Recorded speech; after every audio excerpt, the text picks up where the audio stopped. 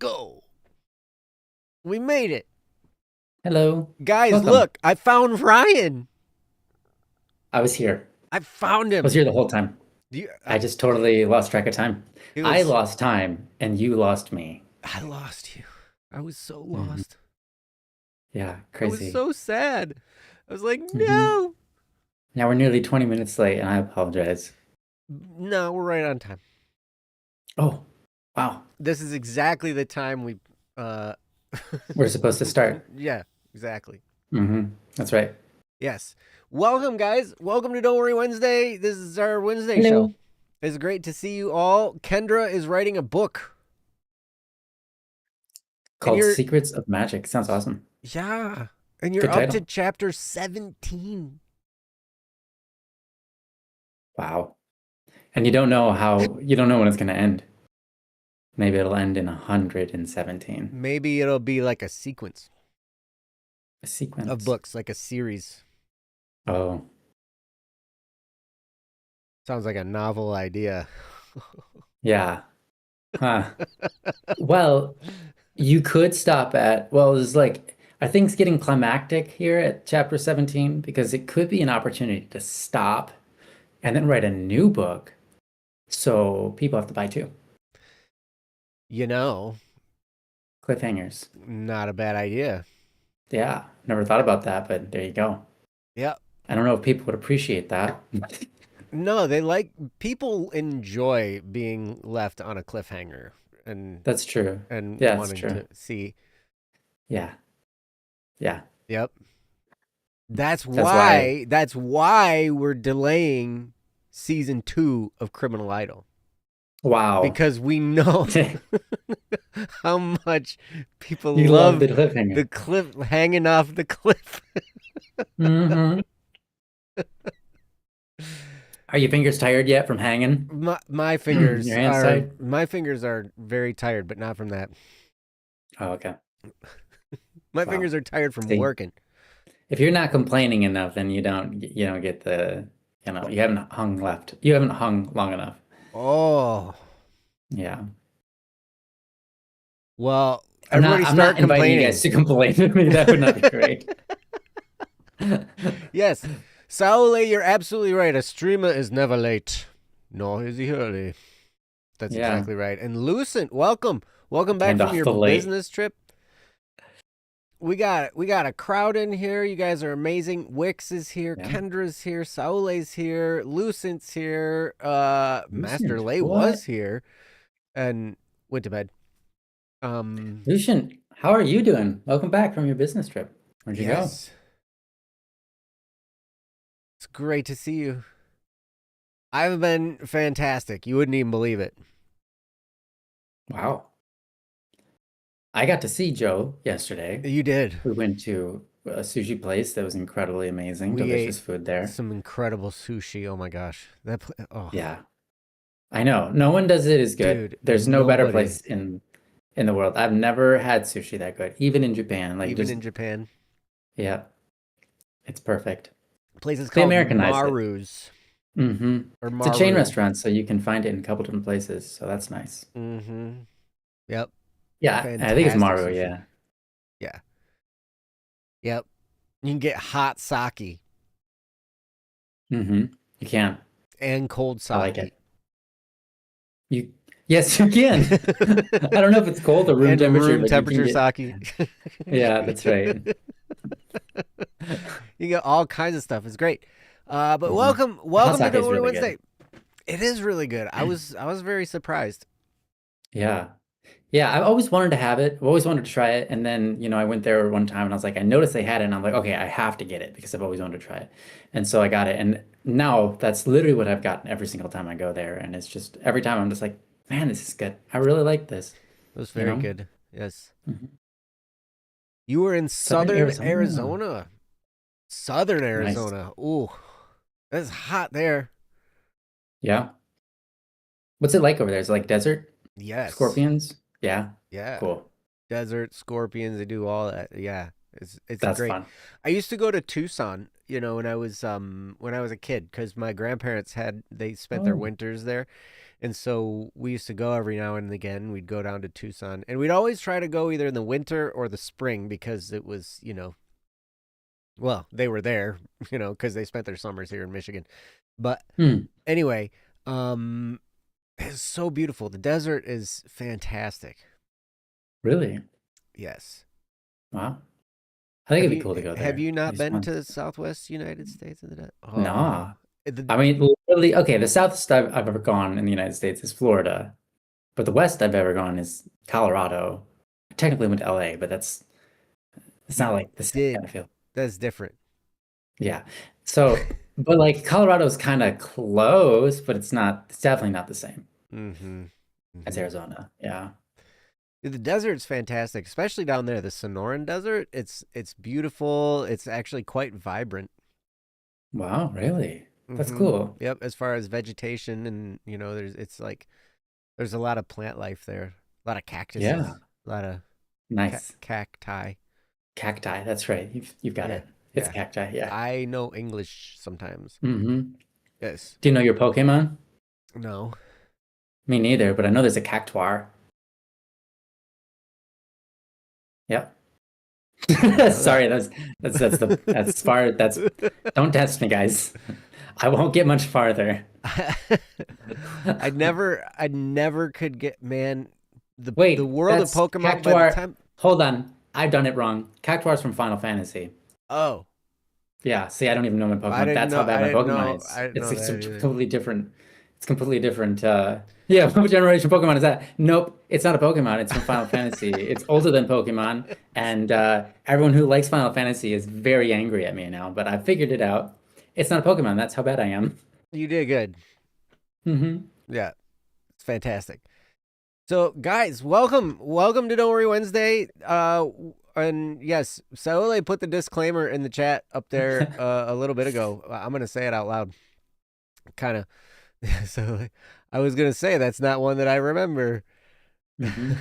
Yeah, well, there's a Pikachu. There is a Pikachu. Yeah. I know that one. That's the one that most people know about. Yes. Yep. My favorite Pokemon is Flabebe. Fair enough. Because I don't know anything about Pokemon. Because you don't know it. It's just a nice name. I was like, Flabebe. Yeah. What about Polycarp? Polycarp sounds nasty. Okay. Nasty. Because it sounds like a carp. Okay. Wasn't there a saint? Saint Polycarp? There is a Saint Polycarp. I think he was a pope, actually. Maybe? I think so, too. Maybe? I think so. Yeah. He's like, yeah. Yep. Anyway, Saule put it in again. Thank you, Saule. We are not professionals. The information we give is not a substitute for professional advice. We're just trying to give back and support you as you're supporting us. Yes, we are not professionals in any way, shape, or form. We just want to help in any way we possibly can. If you need therapy, find a therapist. However, we're happy to, hey, send us a topic. We'd be happy to talk about it. We'd be happy to offer some perspective, but most importantly, we'd be glad to offer love and encouragement and acceptance, because just because you're going through something doesn't mean you're any less of a person, and just because other people don't recognize what it is you might be going through doesn't mean it's any less valid, because what we go through is what we go through, and wherever we are at whatever stage in our lives, that's what we have to deal with, and it can be a real struggle sometimes, unless you're Ryan. I'm not exempt from struggles. No, I know that's true. You've definitely had your fair share, for sure. But I just enjoy them more than others. No, I'm kidding. Yes, Ryan enjoys his torments. Yeah, that's torment. I think the definition of torment kind of subverts the enjoyment aspect. I don't think you can enjoy a torment. Yes. But if you're going through the process of becoming a zombie, that might make you less of a person a little bit. Yeah, zombification. It's a good point, Wix. I gotta say. I'm glad I haven't become a zombie yet. yet. Were you planning to? Well, I've already been bitten by zombies, and I just haven't turned into one. Maybe I'm immune. Wow. Dang. Where are you where are you finding these zombies, man? They're everywhere, man. Wow. Have you ever been bitten by a zombie? Not once, man. Oh, Guess I'm just really lucky. see, I mean, you wouldn't mind if you did become a zombie, right? You That's wouldn't even true. really That's true. notice, probably. You'd Hmm. just be living your Yeah. life, and then there you are, Hmm. Yeah. So I Yeah. don't know. I think the movies about zombies are wrong because I've Mm. been bitten by all kinds of zombies and then never turned into one. Never. Or maybe I Wow. am one, and Oh, maybe. yeah. Wow. Reminds Whoa. me of an old there was a Billy and Mandy, an episode on Billy and Mandy, and I don't expect very many people to know that show, but it was from the what 80s or 2000s? I can't remember. Mm-hmm. 2000s. Anyways, there was a episode where there was this giant brain monster and he came to like eat people's brains and his theme song was awesome and catchy and he said that they won't think twice if they don't have a brain. Um, because they can't. I It's mean, great. it's It's like true. that's yeah, you're right about that. You You're are right. correct. Yes. Yes. Well, so anyway, guys, welcome and thank you for being here. We're so glad to spend this time with you. We're, I mean, it's like one of my favorite times of the week to spend with Mhm. you guys in the chat and to spend with Ryan. And yeah, it's just awesome. So if you have a topic, you can go to don'tworrywednesday.com and submit it there, or you can put it in the chat and we'd be happy to talk about it.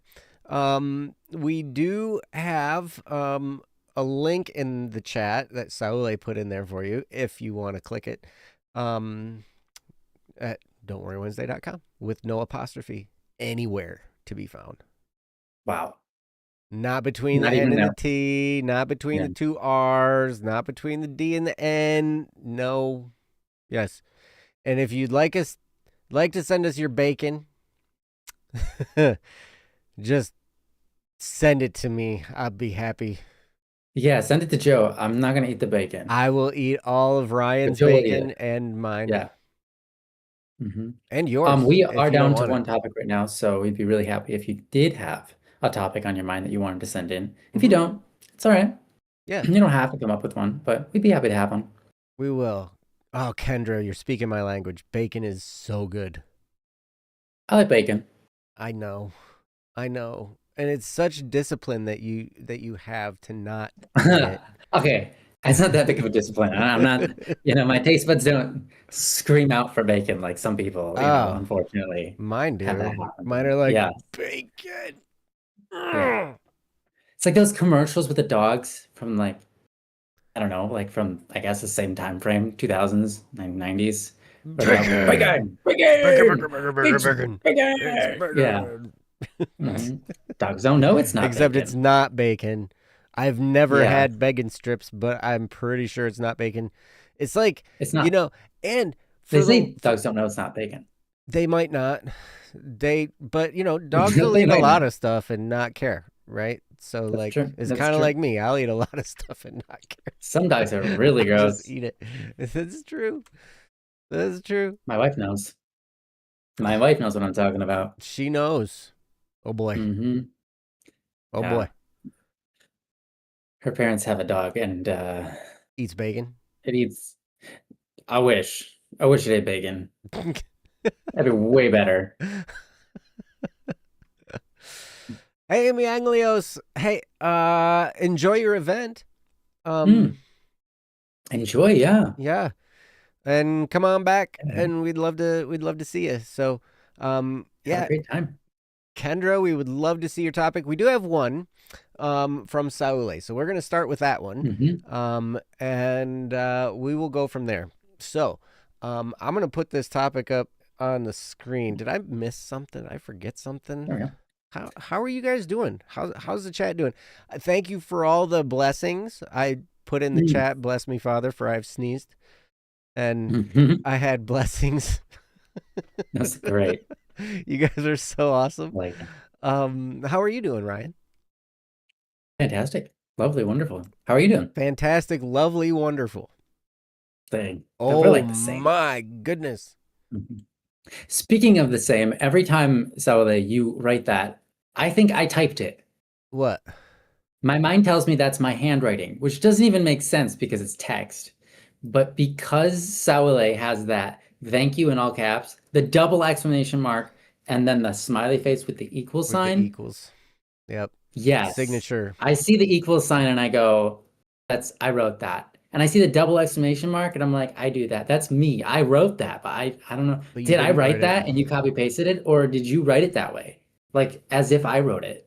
Did you know you were doing that, or do you just do the same thing? Who typed the Did you description? type the Did I description? type the description or did you? I Oh, don't I even probably did. remember. I probably typed the description. Yeah. Okay. That would explain everything. Yep. Yep. That would explain a lot. But Mhm. I do the equal sign smiley faces.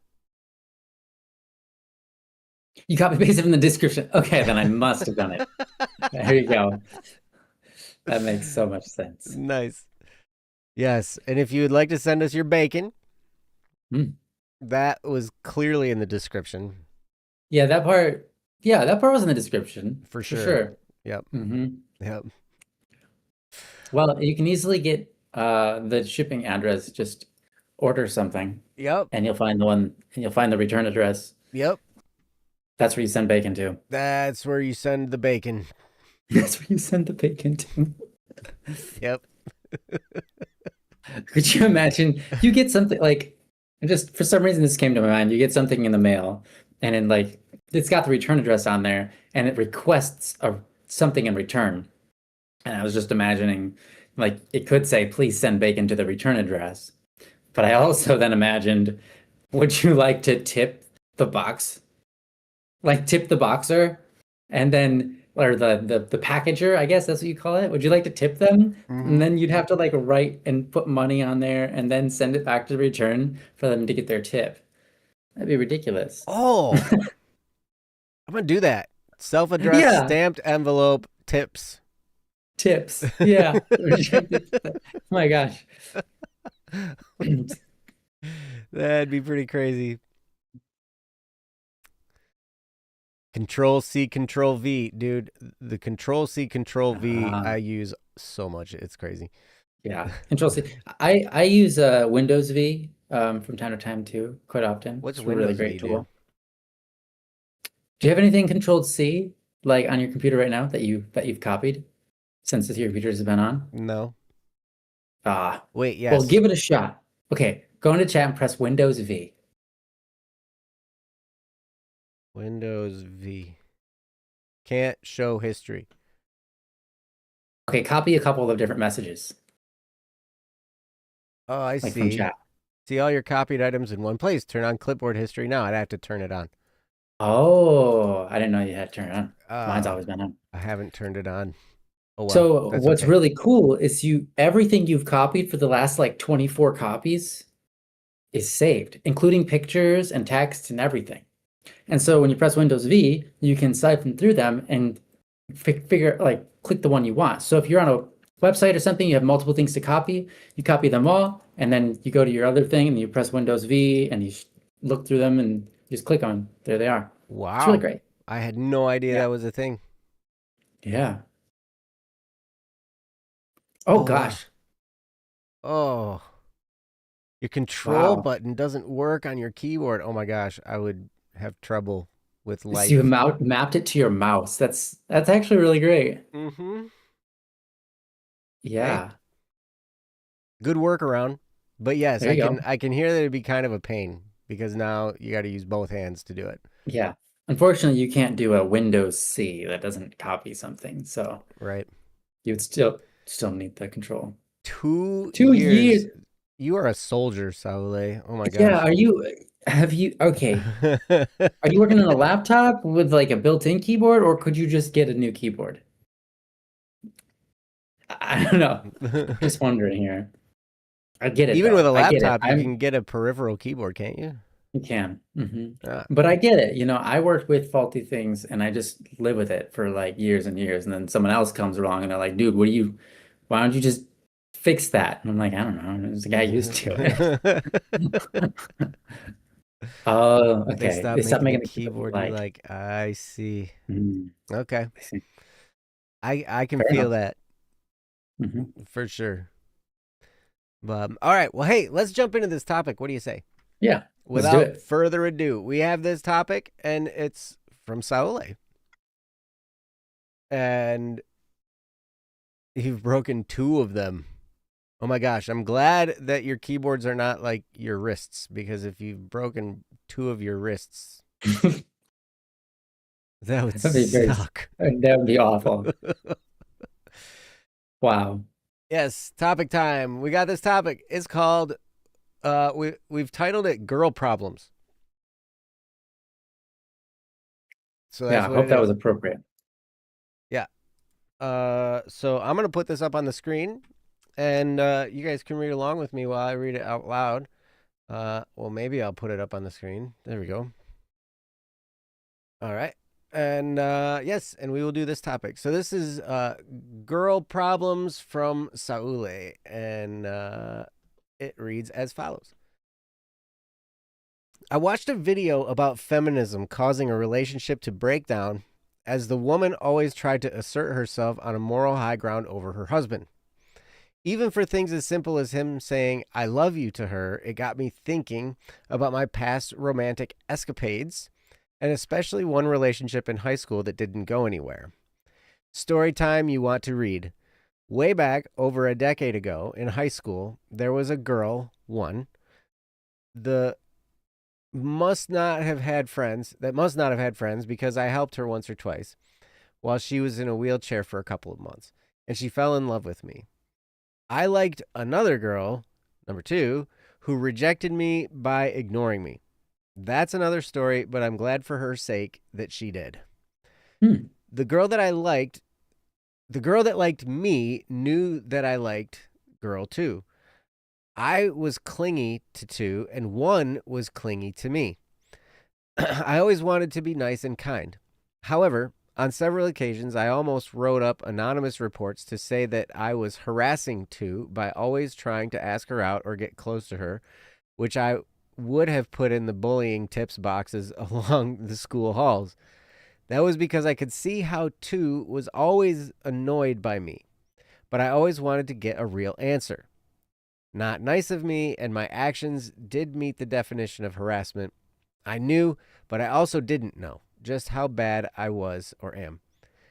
One thing that one would often say is that I would always win at conversations, to which I would often respond by explaining that you can win an argument, but not a conversation.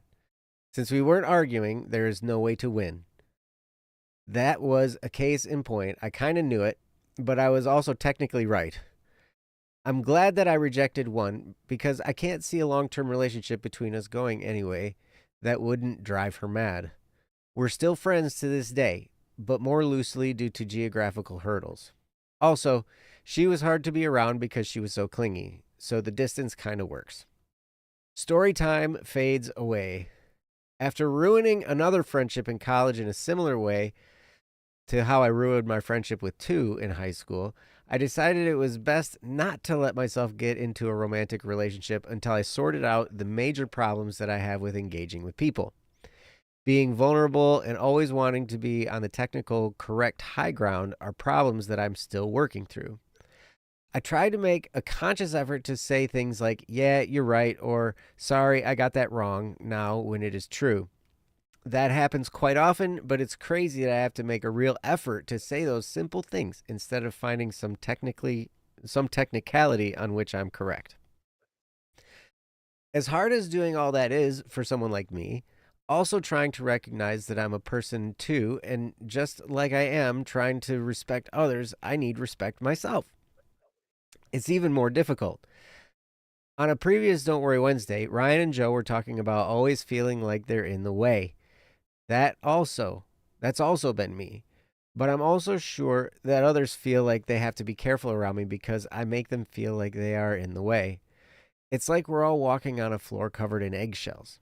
The easiest way to avoid breaking them is to spread out over as much area as possible or just huddle in an area where they're already smashed.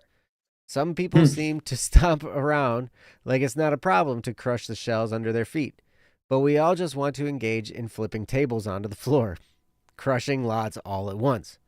That puts everyone downrange of the table in the way of us. I'm not sure there's a question to answer here, but I want to hear more about how to have healthy relationships since I suck at that. I always wanting to be on some sort of high ground or always feeling like I'm in the way of putting someone else in a position to feel like they are in the way are some of my specific relationship woes. From Saule. So wow, Saule, yeah. I understand this issue. I have so much struggle with it. My personality is one that values correctness, and I work very hard to know the right answer. And then, I was that kid in school that would correct the teacher and correct the substitute teacher and da-da-da-da-da. And,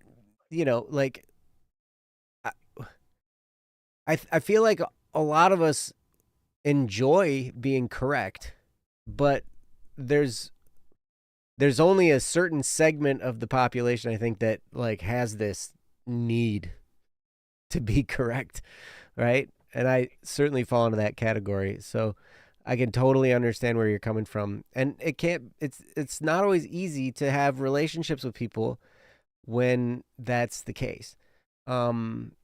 So over time, we learn, like you've learned, Saule, to say things like, yeah, you're right, or sorry, I'm wrong, and to admit our faults and to, allow other people to be right and stuff like that. And, that's all a sign of growth. And I'm proud of you for that. Yeah.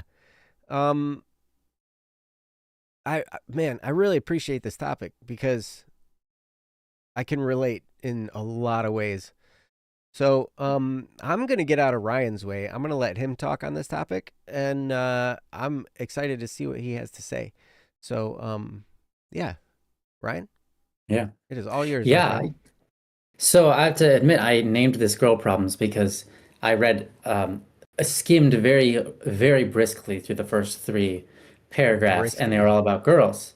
And I said, we're going to do this. We're going to name it Girl Problems, and the topic's just going to be Girl Problems because there's a lot here. And I'm guessing by the time I get to the end of it, it's going to have nothing to do with girls, but whatever. And my joke was actually true. In the end, it's really not about the girls. It's about you and your own relationships, probably beyond just romantic ones. But these romantic ones, I think they touch us in a specific way that can help us realize what's going on with us, because they are a little bit more intimate or vulnerable. So that's kind of what we shell out there and what we experience. But anyways, we open up the deeper parts of ourselves to notice, and I think that's really great. So anyways, moving on to the meat here. I think that, yeah, like Joe said, this is really great. I think it's very relatable. I know I had to learn how to say sorry, you're right, or even without sorry, just admit to wrong, and not be on the high ground. Because I realized something really interesting at some point. I think I started paying attention to how I feel when someone else, like if I was right and the other person was wrong, I generally do not care at all that the other person was wrong. I don't. Which is interesting. I don't mean to say like I don't care that they were wrong and I was trying to correct them. What I mean to say is if they said, "Oh yeah, I'm wrong. It's this way." Or they say like, "Oh yeah, no, you're right. You're right about that." How do I, as the person receiving that comment, feel? And I'm like, "Oh yeah, I just genuinely accept it. I'm happy about it. I don't look down on that person at all. Ever. I've never in my life experienced someone saying like, "Oh, I was wrong about that." And then my response was looking down on them. In fact, I've always looked up to them because I have recognized that that takes a certain amount of humility. Yes. And so it was like, it's like when I realized that about myself and about like others, is kind of generally what other people experience as well. I was like, why not be that person? Why not be the person that can say, I was wrong about that? Or, wow, you're much better at this than I am, and so on and so forth. Not in a way that's self-defeating, but in a way that's true to reality, and just say like openly, like, oh yeah, I was wrong about that, for sure. And then, you know what? People generally don't look down on me. Like maybe a couple people do, but like, what's that matter? They're probably gonna look down on me for something else. Because people who look down on each other just look down on each other, they'll find things. But if they're not the kind of person that's attempting to find something to look down on you with, kind of like, you're talking about like feminists or whatever, like, um, you know, wait, feminism, whatever. Yeah, feminist, that's right. So like certain people have their thing and they're just looking down on another sex, or they're looking down on their race, or down on another, just they look down on everybody. They want to be better than everybody or whatever. And I mean, I think like that's part of human nature. Wanting to be looked up to, wanting to be proud of yourself, wanting to prove yourself. But that's funny. I said prove yourself, and then I looked at the chat, and you just literally said the words "prove to myself." Yeah, and I'm like, exactly. I think it's very natural and very human. We all want to prove ourselves to ourselves and to the world, and we want to look good and smart. Yep, exactly. And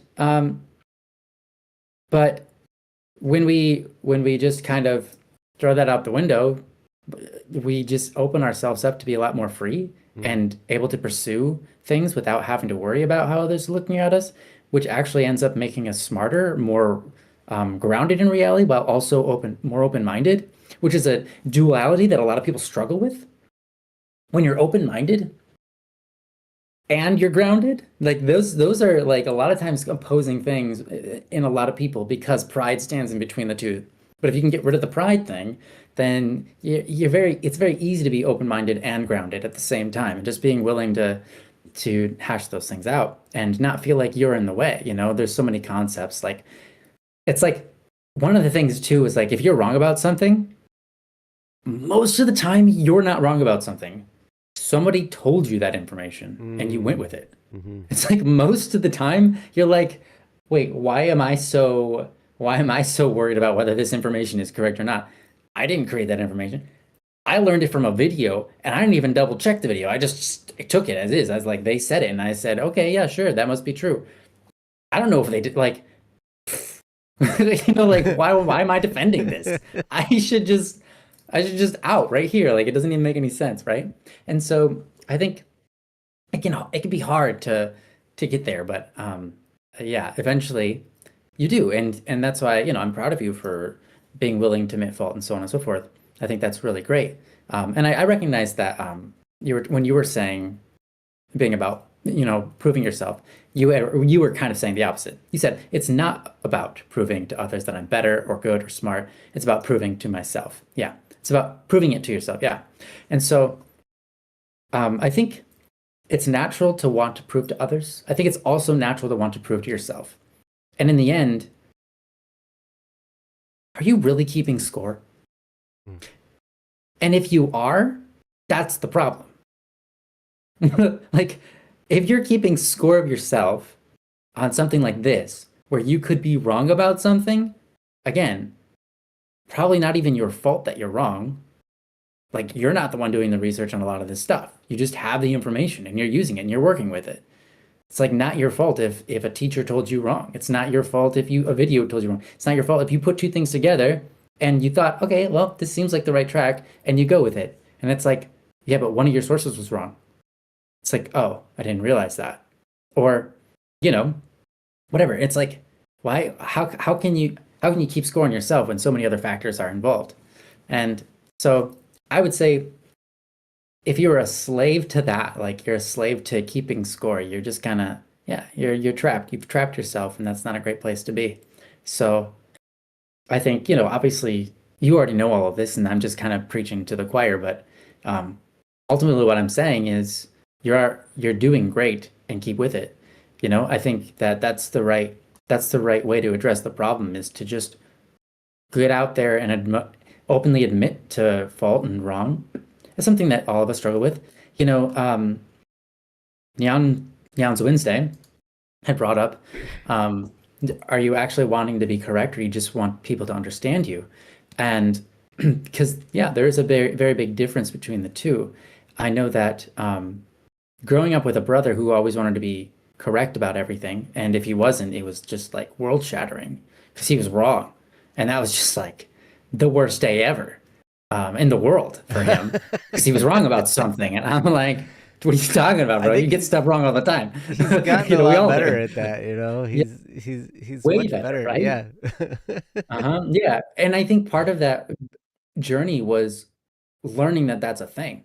That not everybody experiences that, and that's just a him thing, and he can get better at it. And it's not like it doesn't have to affect him that badly.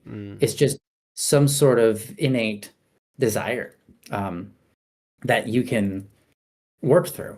It's good to want to be right, but it's not something that should make or break your day or make or break your attitude or who you are, right?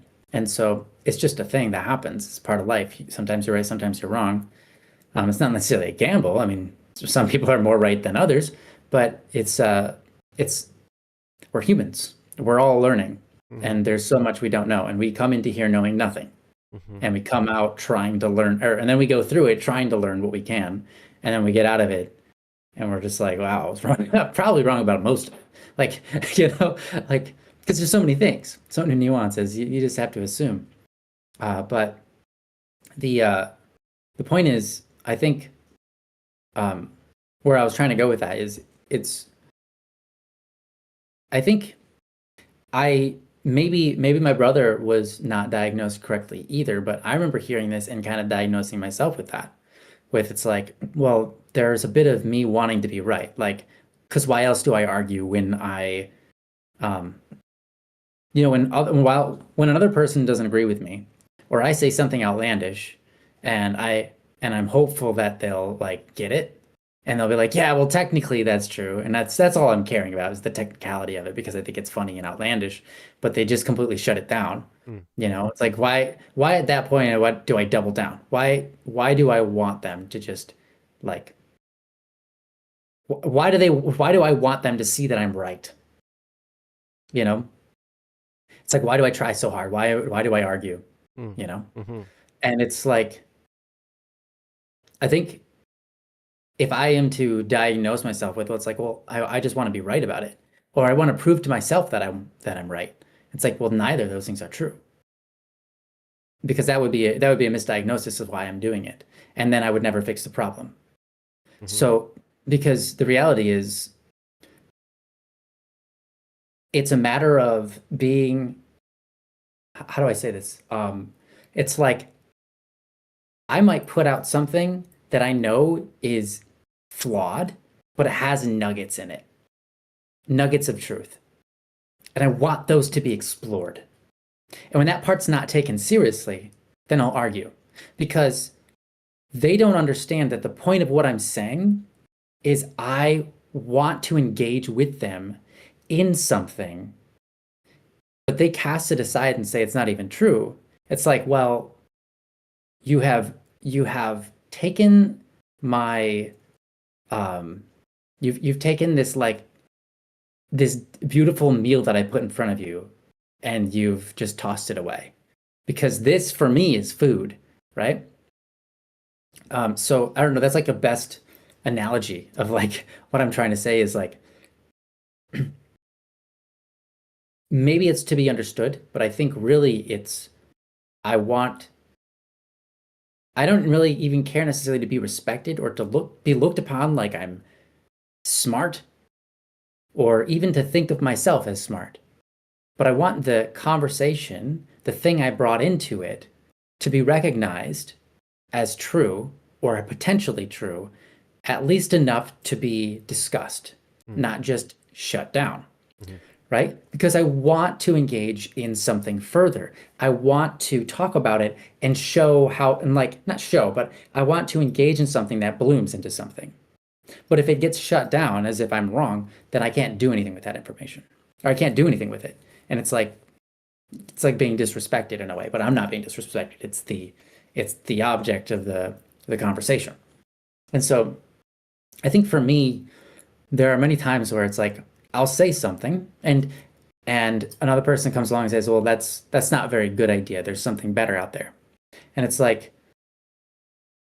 okay, but I would really much more appreciate if you spent a little bit more time just saying, that's a really good idea because X, Y, and Z, and respecting that and recognizing why I made the decisions I made, or respecting why those things are true. Respecting because I'm not just going to come out and say something. I'm going to contemplate and I'm going to figure it out and then I'm going to say it, right? Not all the time, but like there are many times. If I'm working on a project, let's say, and I put a lot of effort into something and I create it, and then someone else comes along and says, well, that's really inefficient, or that's not a very good plan. It's like, well, before you just dismiss it, can we at least take a moment and look into what I've built? Because there's a lot of things in here that have a lot of reasons of why I did it the way I did it. And they are good reasons. And let's look into that, because we're going to come out ahead. If you just blow it out of the water and say, oh, we're not going to worry about it, we're just going to do it this way because this way is better, you will not get the things that I've built into this system. And what I built here are worth learning from before you just chuck it away, because there's value here, right? And so it's like, I think that applies to conversation. If you say something and it turns into an argument because someone's taking a high ground, someone wants to show that they're smart or whatever, sometimes it's not about trying to prove that they're smarter.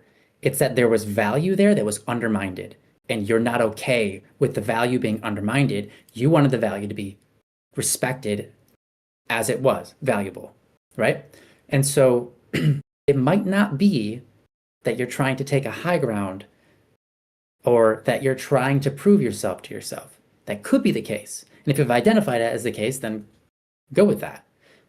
But it could also be that you just genuinely want the value to be valued. That's a lot of times the reason that we correct other people. It's not because we want them to do like we see them on a course and we're like, okay, hold on, let you put you on the right course here, because this is wrong, this is right, and let me just show you, yeah, right? And that happens. But we do that for their sake. Sure. We often don't do it because, well, some people do it because they want to look good, because they want to prove that they're smart. That needs to be resolved. That needs to be, the reason they're doing it is important, right? And I've said this my whole life. Like, your, I would say actions are important, but your intentions are even more important than your actions. Because the reason why you're doing something is what's going to fuel all your actions, and how you receive it on the inside and how other people experience it down the line. And so your intentions, like, are you showing someone the correct numbers or whatever it is? Are you arguing with someone because you're prideful and you just want to show that you're smart to them or to yourself? Or are you invested in the thing and you want to make sure that the thing is valued and that gets lifted up? Or are you invested in the person and you want to make sure they're on the right track so they don't get hurt or go down the wrong road for no reason? There's all sorts of different reasons for wanting to be right about something, or not necessarily be right about something, but there's a lot of reasons to wanting to show why you're right about something. But I think you have to process that interiorly and correct yourself until your reasons, your intentions are pure, so that your actions can be pure, or at least closer.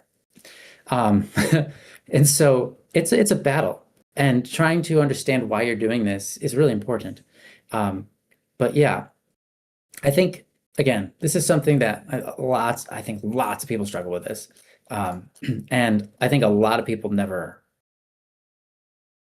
I would say probably a majority of people who do struggle with this might never resolve it. You know, you get lots of old grumpy people Yeah. you know, who are stuck in their ways and they're never wrong about nothing. Just like And me. they'll never say I'm sorry. They'll never admit to fault, you know, so on and so on. You're not that person, Joe. You're not even old. You're 29. I know, but still. Yeah. Younger than me. But anyways, all that said, there is a certain amount of self-attachment that we all have. And it makes sense because here's the thing. Here's the real bottom line. You live your life as you, and you're the only one you can control. And you can't even control it all the way, but you can control some of your cognizance, your actions. You can control some of your body.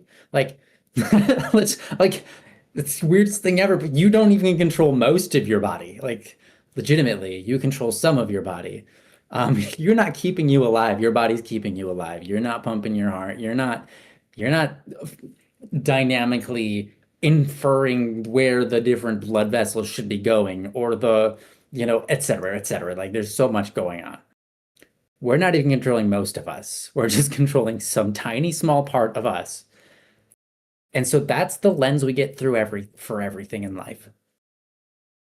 And so it makes sense to have this self-attachment. And a lot of times I think the attachment that we have for others is actually self-attachment, because we're attached to wanting something for ourselves. And we look at somebody and we say, we want that. Like, we want that person in our lives, something special about that person that you really want, and you become clingy.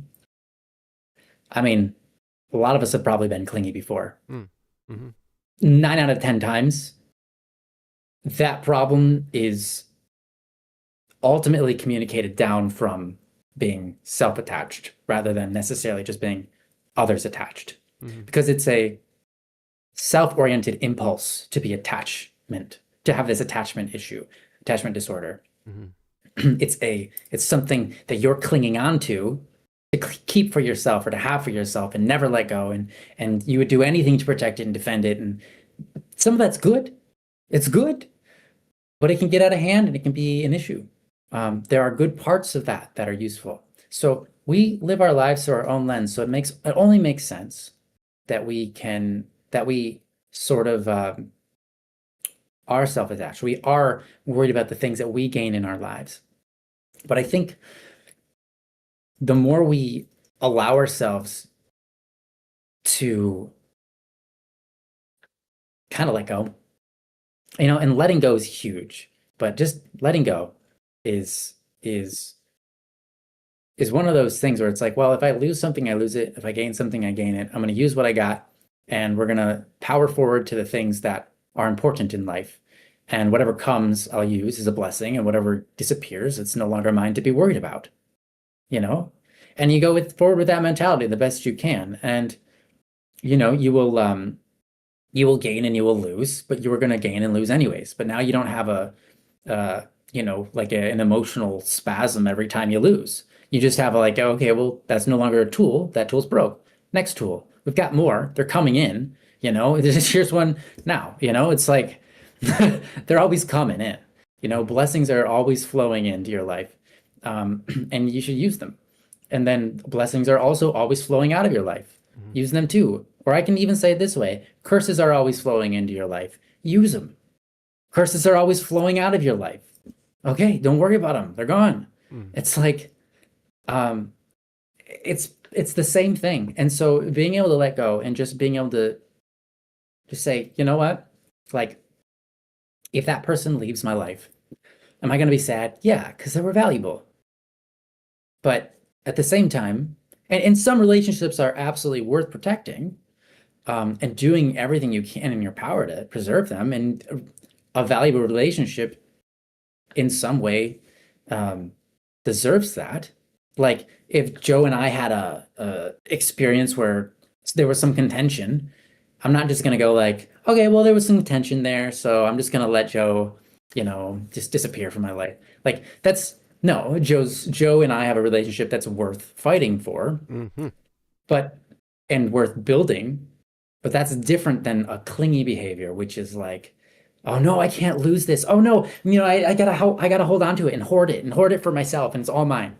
That's a completely different respect for that relationship. Mm-hmm. So, and I don't think you probably suffer from this too much anymore. So the clinginess, especially since you've kind of noticed and identified it. But if it is something that you suffer with, I hope that something I said is helpful to sort of just letting that subside, or maybe not just letting it, but giving you a path to go down so that it subsides, so that it is reduced. Humility a lot. Both of these things have to do with humility.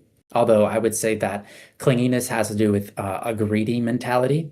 It often comes from a sense of greed, and greed doesn't have to be money. It can be people, relationships, what you own. You go to a hoarder's house, you'll see lots of greed there, even if they're poor, or they don't care about money, but they have lots of stuff. You know, people can be greedy about their sentimental things. Greed is a multifaceted thing. It doesn't just apply to money or things. It could be non-material greed. So, these are virtues that we can, or vices that we can win over with virtues and chasing after virtues. And so I think ultimately the end response, and sorry, I've talked for like 20 hours on this, but my end At response least to all of 20 this, hours. at least 20, if not less, If um, just to really narrow it down into the actual value there. um, you know, my ultimate response here to all of this is you've been on the path for a long time, Saleh, and these are things you're already figuring out, and you just keep on going down your path, and then you just identify the virtue that counteracts the vice you're experiencing. If you're experiencing a symptom of something, like the symptom is my life sucks for in this way. It's like, okay, it does, that's great. And it's about you. Okay, and you could get better or something, right? Okay, you probably have a vice. Figure out what that vice is. Figure out the opposite virtue and chase that virtue. The vice, that thing that you're worried about, that thing that's eating at your life is probably going to diminish as you get more and more in line with that virtue. And Saleh, you already do that. So I'm just saying, keep doing. You're awesome. That's what I got. Joe, your turn. Share your experiences, because obviously, this is a relatable topic.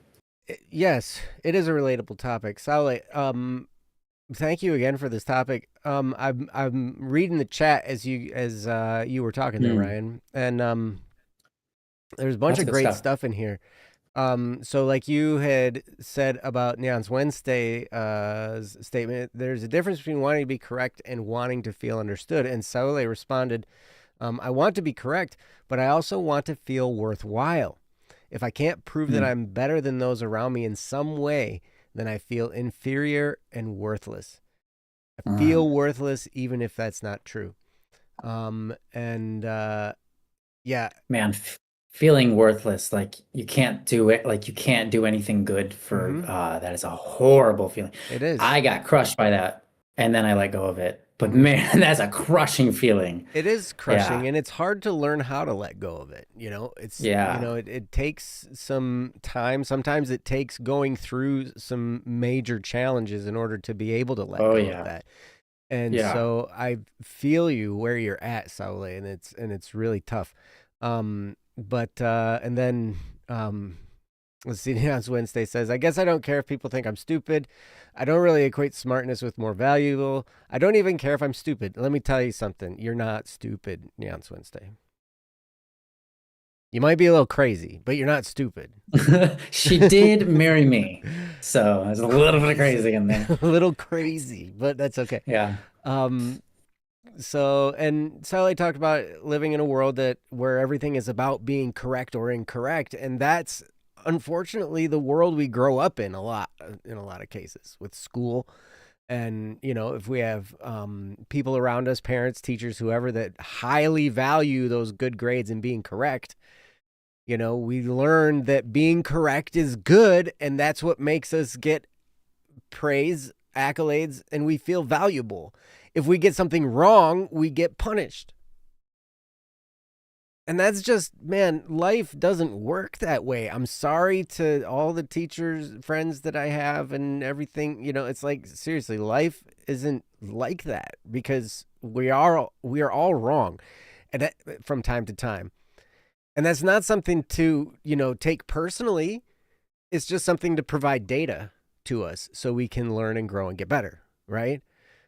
And when we can learn to detach our identity from that correctness, we can, relax a little bit more, and, we can be okay. And we can have that self-assurance that Neon's Wednesday has, is like, I don't even care if I'm stupid. Like, that's great, because you understand your value, whether you're smart or not, even though you are very smart, right?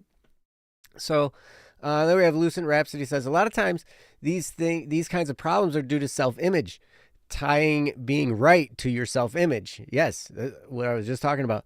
Being wrong then becomes a crack or flaw in your view of yourself, and it can hurt. And that's absolutely right. Mons Talk, welcome, Mons Talk. I don't know if I've seen I know, you right? Welcome. This was a great statement. An eye-opener for me was when I heard winning an argument is a battle of emotions and not logic. And generally, escalations mean that one's sense of identity, control, or safety is being threatened. And that is spot on. Most of the time when we argue, it's because we feel threatened, especially when it's about some trivial thing about being right or wrong. We just feel threatened. It can happen a lot at work. If our boss points out something that was wrong, we might feel our job is in jeopardy. We might feel like, oh no, I'm going to cause a problem here and it's not going to be good. So there's a lot of things that can go along with that. So thank you, Moz Talk, and welcome to Don't Worry Wednesday. So I don't know. Yeah, you guys are great. Hey, Joe. Like, the chat's great. What? Did you already change the topic? No.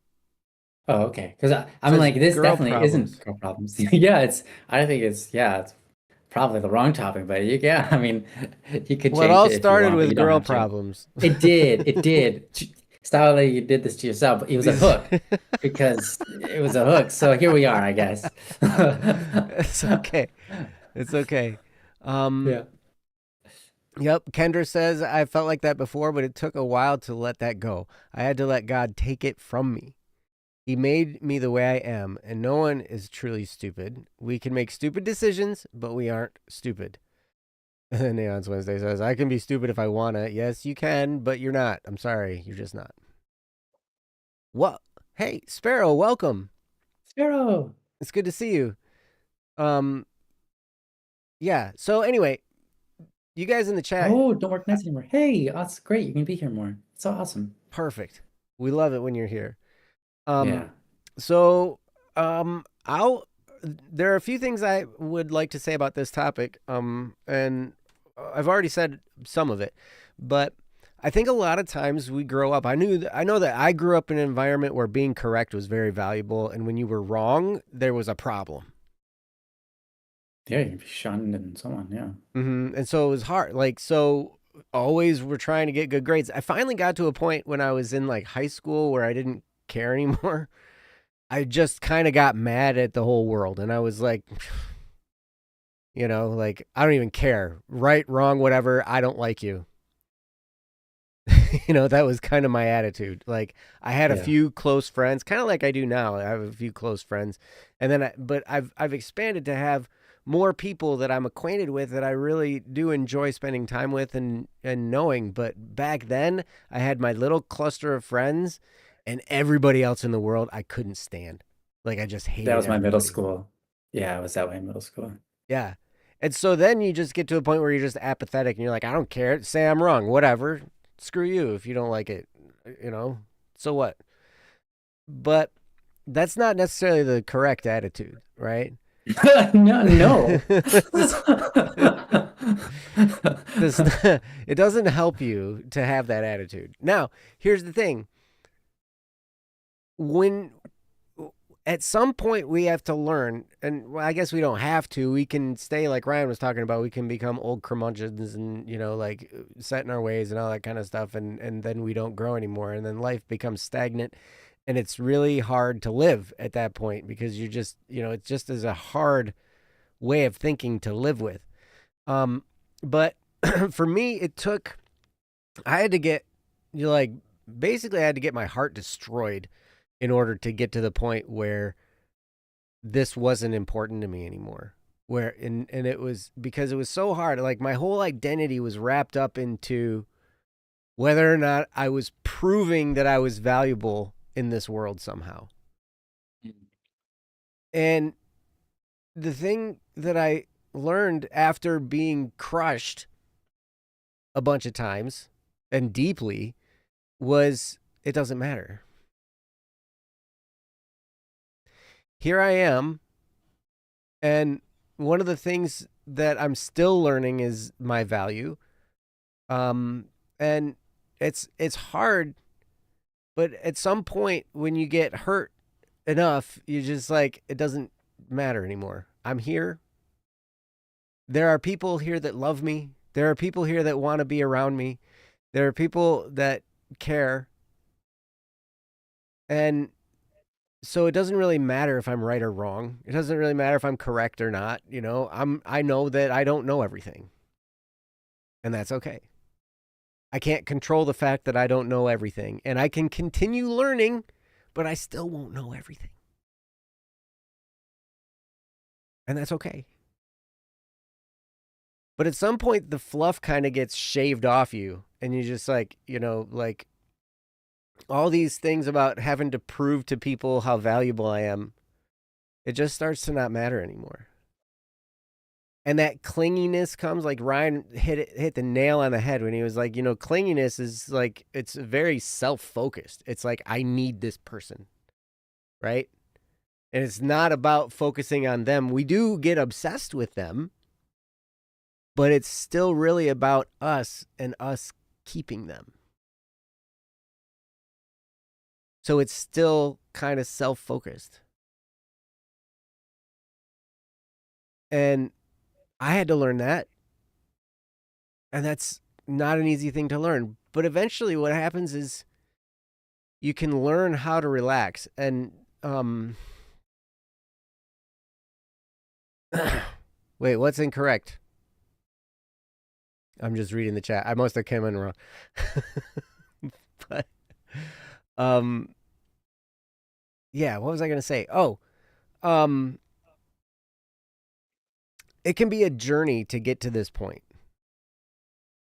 And it's okay if you're not there. But one of the things that I had to learn that really helped me was I learned about my locus of control. And that is basically, I have things in my life that I can control. And I have things in my life that are not within my control at all.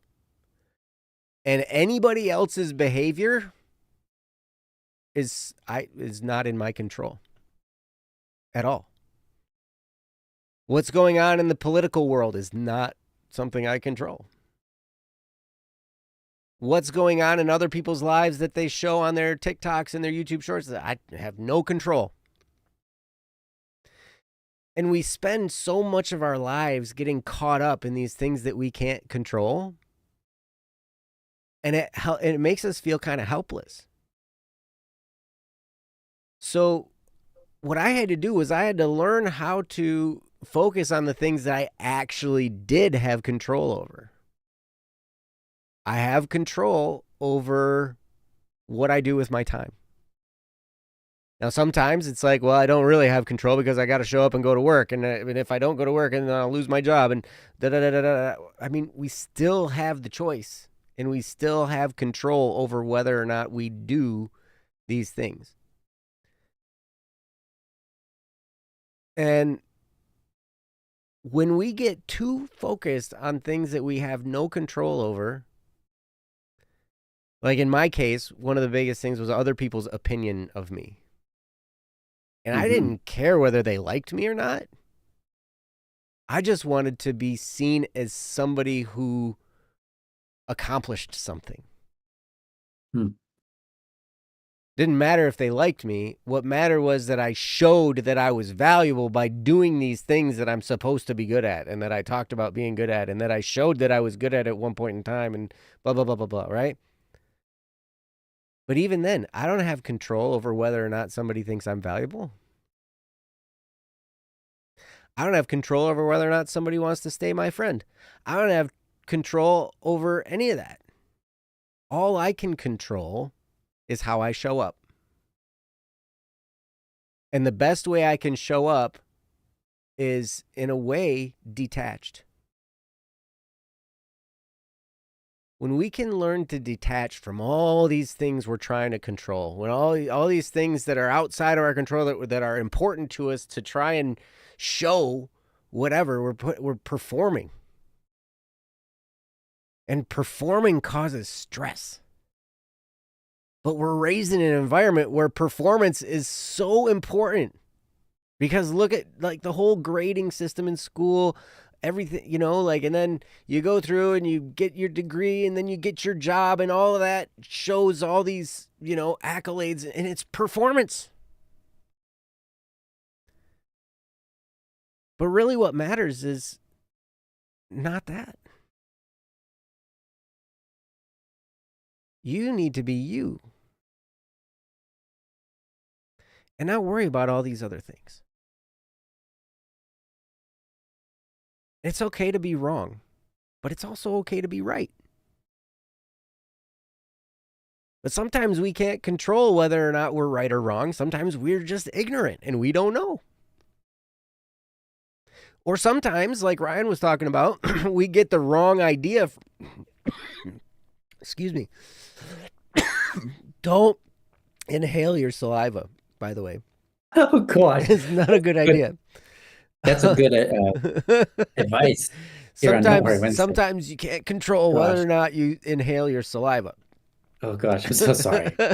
It's okay. See that all the time. And now I lost my train of thought. But that's okay. So, anyway, Saule, it's okay for you to be where you're at. It's okay for you to go through this journey. But understand, it is a journey. Just because you're not somewhere where you might have expected to be or where other people have expected you to be or whatever, because you have to learn in this topic, in this area, it's okay. You're on a journey. And every little bit just builds you. Every day builds you. And if you can learn how to focus on the things you actually have control over, then things get a lot more relaxed. Things get a lot less stressful. And you don't carry so many attachments. Because those are the things that cause suffering. Our attachments cause suffering.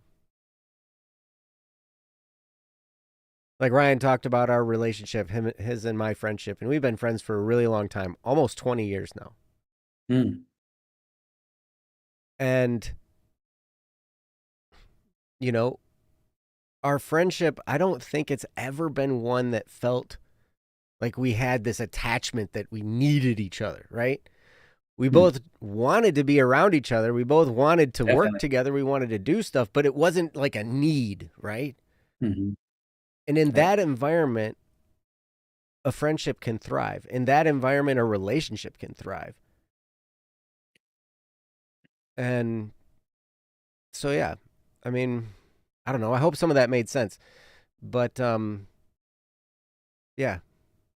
Saule, thank you so much for the topic. Thank you for sharing this. Thank you for exposing this about yourself. And I just want to let you know that it's okay. You're okay right where you're at. And you're worthwhile right where you're at. Even if you don't know everything, even if you're not right all the time, that's just old programming that's kind of running you right now. But you can change that programming when you understand, okay, I'm going to focus on the things I can control and I'm going to detach. And it takes time and it takes effort. And sometimes it takes going through a few things. But you're fine just as you are. Just as you are. So, Ryan, did you have anything else to say about this? I think you did a really great job with all of that. Second, all of that. Yeah, that was really well said. And I don't really have anything else to add. So, okay, nice one. Thank you. Like Kendra just said, it was a really good topic. Yeah, it was a very good topic. Kendra got I just saw it. I'm looking at it right now. Oh, perfect. Are you gonna process it? Yeah. Oh, cool. Yeah. Ryan's gonna process it, and then we can do that topic too. This also look. I just read the first little bit, and it looks like a good one too. Yeah. Okay. I'm just gonna copy this first part. Kendra, did you change your name to The Thing? The Thing. Submitted the by thing. The Thing. Yeah, submitted by The Thing. Like in the Fantastic Four. It's clobbering time. Like in the or in the Addams Family. Actually, I think maybe what Kendra meant was that's the title. The title is The Thing. Oh. The Thing. That could be a good title. Okay, we'll do it. The Thing. I'll write it exactly as you wrote it. It's okay, Kendra. I'm sorry. It was just that was what it was in the submitted by column. It said submitted by The Thing. Yeah. It's okay. I know you're not a thing. You are a person, and a lovely person. That's true. Mm-hmm. All right. I've pressed it that it's curated, and it's ready to go. It's ready to go. Oh, it's ready to go. Here we go. All right. So, Kendra, this is I'm guessing this is your topics because it's the only one. Yeah. So again, thank you for this topic. It was really great. Really appreciated that. And give us a lot to talk about. And hopefully some of it was really actually useful to you or anybody else listening. Yes.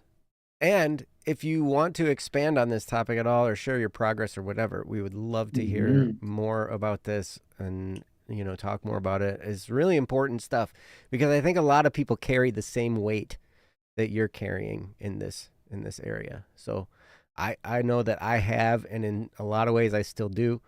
Oh, yeah, I can get caught up in this too still. Like even, like it's like you think it's behind you and then like 2 years go by and you think that you're good and then like all of a sudden you're like noticing you're doing it and you're like, wait, why am I doing this? Like that was a stupid thing to do, and you have to re-dial yourself in. So happens. Yep. Yeah. Happens. For sure. Dude, I say that every day. It's so funny. And I told my kid, I'm like, you originated that, right? Yeah. Because when something happens, we just say, I just like, happens. And that's because when my youngest son was just learning how to talk, so my ex-wife, their mom would be like, if something happened, and whatever, somebody got hurt or whatever, she'd be like, well, that's what happens when you don't listen, or that's what happens when blah, blah, blah, blah, blah. And so then my oldest son would be like, he would do something and then he'd say, that's what happens, and then my youngest son would come up and kick you. Well, he'd kick me. He'd just come up and haul off and kick me in the shins and say, happens. No, it's so awful. And so now it kind of stuck. Now it's just normal vocabulary, like around the shop and everything. It's just like, wow, something happens and we're just like, happens. Happens. Gosh. Yeah, well, you did that on purpose. What the heck, man? I know, right? Like, I knew that he originated. So I didn't realize that it was him running and kicking you and then going, happens. Yep, that's how it would work. No, that wasn't a coincidence, buddy. Don't even. You are in mad trouble, dude. But how do you get someone in trouble when they're cute and they're making When you they're so laugh, cute, you I know? know, You're I just know. like It's hard. Yeah. Yep. But anyway, all right. So I'm going to put this topic up and we're going to talk about it. It's going to be great. So this is Okay, called see The that. Thing. And it reads like this. I have this thing I really want to do. I've always wanted to do it. I've worked myself up to talking about wanting to do the thing all the time. But I'm still too scared to do it. I tell others I want to do the thing because I'm hoping they will encourage me to do it, but they don't. How can I encourage myself to do the thing I want to do? I'm hesitant because I'm scared and I don't have anyone supporting or encouraging me to do the thing. What can I do? What? This is not your topic. What? What the heck? Wrote something else? What the heck? Oh my Well, gosh. someone submitted this topic. We're doing it now. Oh You no. wrote no. Who Kendra, wrote this topic? I don't think your topic came through, Kendra.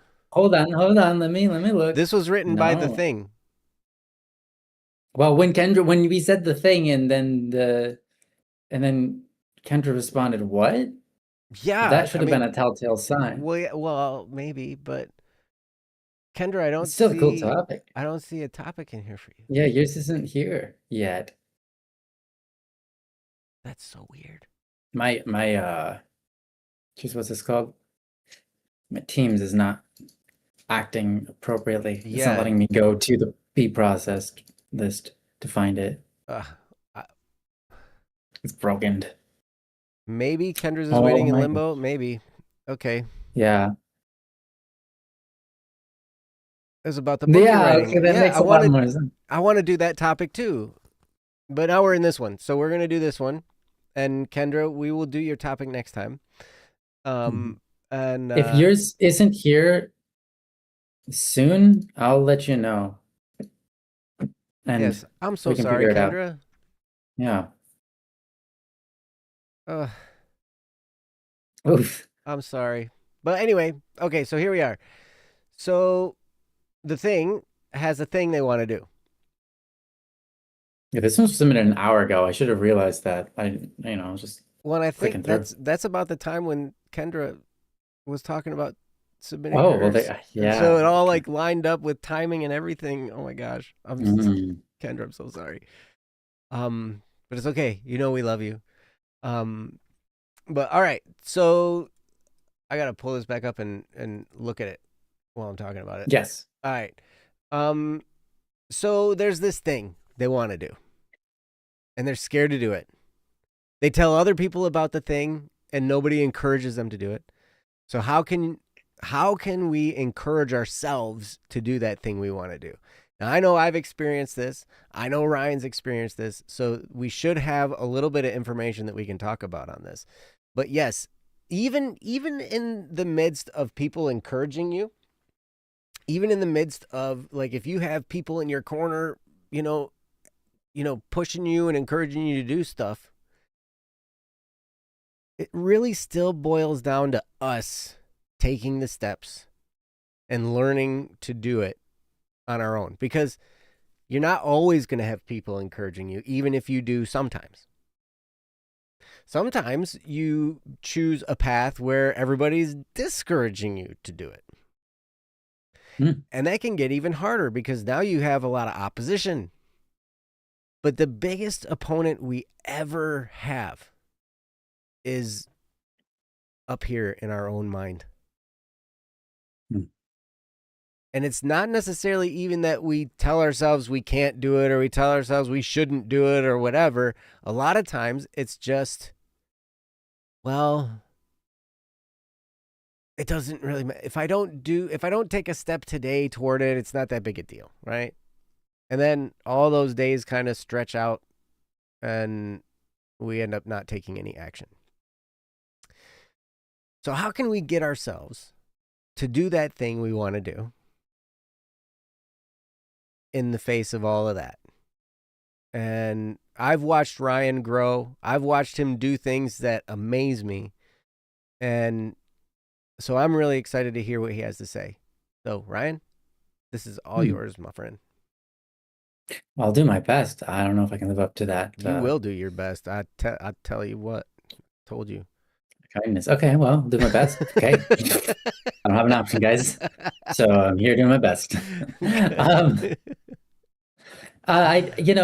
just like this is a good topic. And I think you draw our minds to something that, I don't think I've ever really thought about before. I think there's a relationship between two things. I've never really recognized this relationship before, but I would kind of give the same advice for both ends of this. And that's really interesting to me. Okay, what am I talking about? You have this thing where you say you have this thing you really want to do. Okay. And you want the encouragement, you want the inspiration, you want that that feeling of being able to do it. And something encouraging enough to get you into the space of doing that thing, right? To acting on it. Encouragement is huge. It's really huge. It really goes a long way if you have some encouragement. It's true. I think it can be at times one of the biggest differences between success and failure for many people is that encouragement. So I can understand that feeling of like, man, I really wish I had some encouragement. I wish my friends would encourage me on this, so on and so forth. Makes a lot of sense. And and there's a lot of men who say like their wives are incredible wives because they have encouraged them to do the thing that made them successful. And without their wife, they wouldn't be the person they are. Without their wife, they wouldn't have ever done it. It's like encouragement is a huge thing. Just having someone who's saying like, yeah, do that, goes really far because it's like you get someone else's opinion and they're like, yeah, do it. You're like, yeah, okay, that's all I needed, and you want to go for it, right? Okay. So there's this level of, I want to choose my words carefully because I want to find the right one, but I guess I can't really think of it right now. So I'll just go with inspiration. Motivation, I think that's the right word. You have to be motivated enough. So you have this thing that you want to do. So that's a motivation. There's a motivation in wanting to do it. But at the same time, maybe you want approval from others, but maybe you don't. Maybe that's just something I'm throwing at you in case you have to discern that if you're looking for approval or not. But if you're not, then you can weed that right out of the way. And if you are, then I'd suggest you working that out and just figuring out like, hey, I don't need approval. But anyways, you have this thing. You're motivated. You have an idea. It's an inspiring idea, whatever this thing is, but it in itself has not motivated you enough to act on it or to do the thing. Okay. Then the other side of this equation is fear. Okay. And that's common. And we talked about both. And I end up a lot of times saying the same thing about both motivation and fear. And I realize now, kind of as you're talking about it, I think they are often linked in this way. And that is the idea that you don't put the cart before the horse. Sorry. Yeah, that's right. Yeah. Don't put the cart before the horse, right? When it comes to motivation, if you wait to be motivated, you'll probably never do the thing. Mm-hmm. If you wait for encouragement, you'll probably never do the thing. Why? The encouragement from people tends to come after you've already started and saw some success. True. Because people are going to see the results and go, wow, that's really cool. Keep on going with it. Or they're going to see the results and go, I don't like, that doesn't sound like a good idea. And they're going to be discouraging. They're going to see you in the act. And only when they see you in the act of the thing are they finally going to make a statement, whether they're encouraging or discouraging. It's going to take that. So putting the cart before the horse in this case is you're waiting to be motivated to do it. You're waiting to be encouraged to do it. But the reality is, motivation is an emotion that is a response. Motivation is a response to something in life. Inspiration, it's a response to something in life. It isn't something that you can rely on to happen before you go do something. A lot of times you go do something, and in the midst of it, there is an emotional response that's called motivation. Motivation can even be as subtle as, well, I'll just keep working on it. I'm not excited to do it, but I'll just keep working on it for the day because I'm already started and I've got the ball rolling and I can see I'm almost done with this little part here. And then you just keep going with it. That's motivation. It's not motivation in the sense that it's like we're super inspired and we're ready to go and I'm like super motivated and I just can't wait to get my hands on it and do it, you know? It is a different feeling, but by essence, it's the same thing. You have a ball rolling and that ball that's rolling is motivating you. It's putting that fire into your butt or whatever you want to call it. It's motivating you. It's motive aiding. All right. Go look up the etymology. You'll understand. Ate your motive. Not aiding, no. Eating. Motive. What's your motive, right? What's your motive, right? That's a word that we use. Motivating something. It's like, what's your reason behind it? Well, my reason is I'm already working on it and I'm almost done working on it and I'm going to keep going. Or it's halfway through. Or I just wanted to finish it. I just wanted to finish it. I started, I don't even care what it turns out like. I don't want to see the result. I just want to finish it. Let me finish. That's all I want to do. And it's like, not even like an emotional thing. It's just like, I'm doing it, so I might as well keep on doing it. Like, you could be completely emotionally dead and have motivation because you have a motive, a reason, right? And so encouragement, I think it's the same thing. You're waiting to be encouraged before you do something, but the encouragement is going to come after you're already involved with the thing. If people aren't responding to you speaking about the thing and they're not responding to you in a way that's encouraging, then that's probably not going to change until they see you doing it. Then they might say something. Lastly, the fear. I think it's the same thing. How do you get over fear of almost anything in life? You do it. I mean, you do it. You do the thing you're afraid of. Yeah. It's and if you're waiting, but that's true. It's super unfortunate, but it's super true. And I hate how everybody knows that because it's just like so cliche. It is. Do the, and it doesn't always work, but generally, like, if you allow it and you work with it and that's your intention, generally it's quite successful. You get over the thing you're afraid of if you participate in trying to get over your fear by doing. And it's like it's pretty hugely reliable on helping you.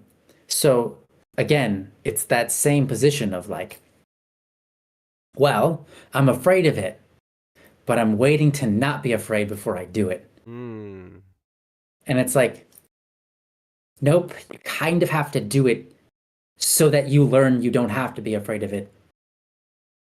It's putting the cart before the horse again, right?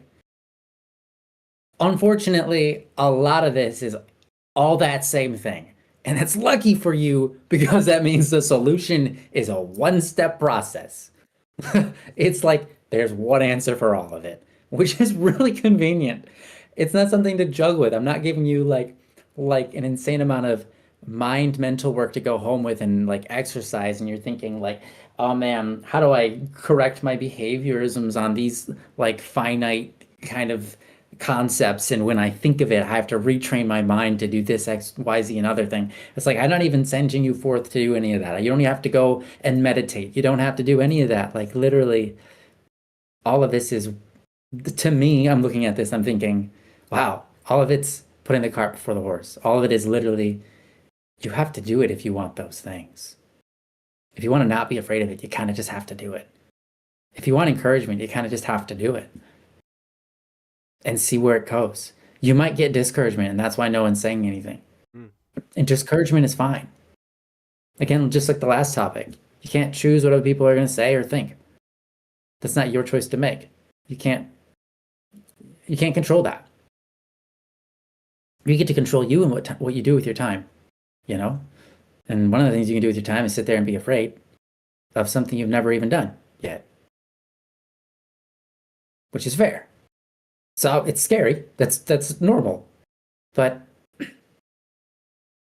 you can sit there waiting to be encouraged, and that might never come. And why would you wait for that? You know, it's like so that other people can be a part of it, I guess? Probably not. You're probably just wanting that security. And it seems to me like, because both of these things are fundamentally related, you're afraid and you want encouragement. Both of those things are like to help you get over your fear. Like if you have someone else's encouragement, it really helps to get over that fear. Why? Well, you feel like someone else has got your back. You've got that security, that safety net, that, hey, like this person's with me on this, or, they gave me a little bit of a boost to get me over that social anxiety. It's like there's that social compartment that they're getting into and they're just saying, you can do that. And it's just like, yeah, I can do that. And you do it, right? And when people build us up, it's an incredible and tremendous act and it's beautiful. But to wait and rely on that is not the right thing to do, because it's kind of like, it's like, I don't know, waiting for somebody else to love you when you could just, like, it's like, I'm not going to love anybody until someone comes and loves me first, Mm-hmm. And then once someone does it, then I can have like the security and like the strength to love others. And it's like, those two aren't juxtaposed. Like, you don't need that. You can just do it, And I know whatever this thing is, it's hard. And you're like, well, I can't just do it. But, well, you can just do it. Otherwise you wouldn't be here talking to us. Like, it's something you can do. And, and I'm not saying like you aren't encouraging other people. That's not what I'm saying. But what I am saying is waiting for someone to come along to give you a little bit of love before you do something is that something that you're calling it the thing, right? So you're excited about this thing. There's a certain sense of passion, and passion is a subset of love. So there's this thing that you have a desire for, and you're waiting for someone else to fuel that just a little bit for you. And it's just like, I feel like it's kind of like synonymous with that, like waiting to be loved to love. And I don't think that that's a healthy position to rest in. That's letting your life be controlled by the whims of whether someone does or doesn't do something for you. And it's like, well, yeah, that doesn't sound very good. It's like, well, no, it doesn't. And I'm only speaking on this because I've done this. I've done that plenty of times. And so what I'm saying is, there are times in life where encouragement is helpful, very helpful. There are times where it's like, but it's like a gift, you don't just like expect it from others, right? And you know that. But like there are times where you're just not going to have that. It's totally worth doing the thing anyways, right? And there are times in life where you will be I've lost my train of thought on this one. It doesn't matter. Whatever. It'll come back to me if it comes back to me. If it doesn't, it's gone. Anyways, my point is, if you want the encouragement, I'm telling you straight up, do the thing. All right? If it's good. If it's a good thing, right? Obviously, if you're waiting for someone to encourage you to go like, I don't know, do something terrible, whatever that might be, hurt somebody, or, build a lava pit in your backyard. I don't know, like there are things that might need some like maybe you're not necessarily looking for encouragement so much as you're looking for, is this an okay thing to do? Like, is this like is this legal? And is this harmful? Looking for some advice on something, that's good. That's good, it's healthy. But waiting for someone to act into your life is just living your life at the whims of whether something you can't control or not happens to you. It's like, and many times we do this with our emotions. Like if other people don't like us, we're sad. And it's like, well, why are you letting that person make you sad? Like, why are you letting that person's view of you control how you feel? That doesn't like, why would you give them that responsibility? That is not okay. They didn't ask for that responsibility, and they're the worst person to give it to.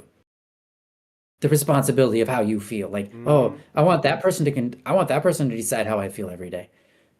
No, that is not for them to do, and that is not healthy for you. And so it's like, I'm not saying it's as severe as that. What you're doing is not wrong to wait for encouragement. Like, it's not as damaging as that, but what I'm trying to sell you is you just have to do it and not wait for someone, because that will come after. It always comes after. Mostly. There are occasions where it doesn't, and you just take that as a blessing, as a gift, and you say, wow, that person was great. But most of the time, you got to just push and see what happens. Live the life doing the thing that you want to do and see where it goes. That's all I got. I'm sure I have more, but I think that's enough to start with for sure. But with that, I'm gonna get it over to Joe. Okay. Thank you, Ryan. There's a lot of wisdom in that. So, you can go back and listen to that. It would be good if you did.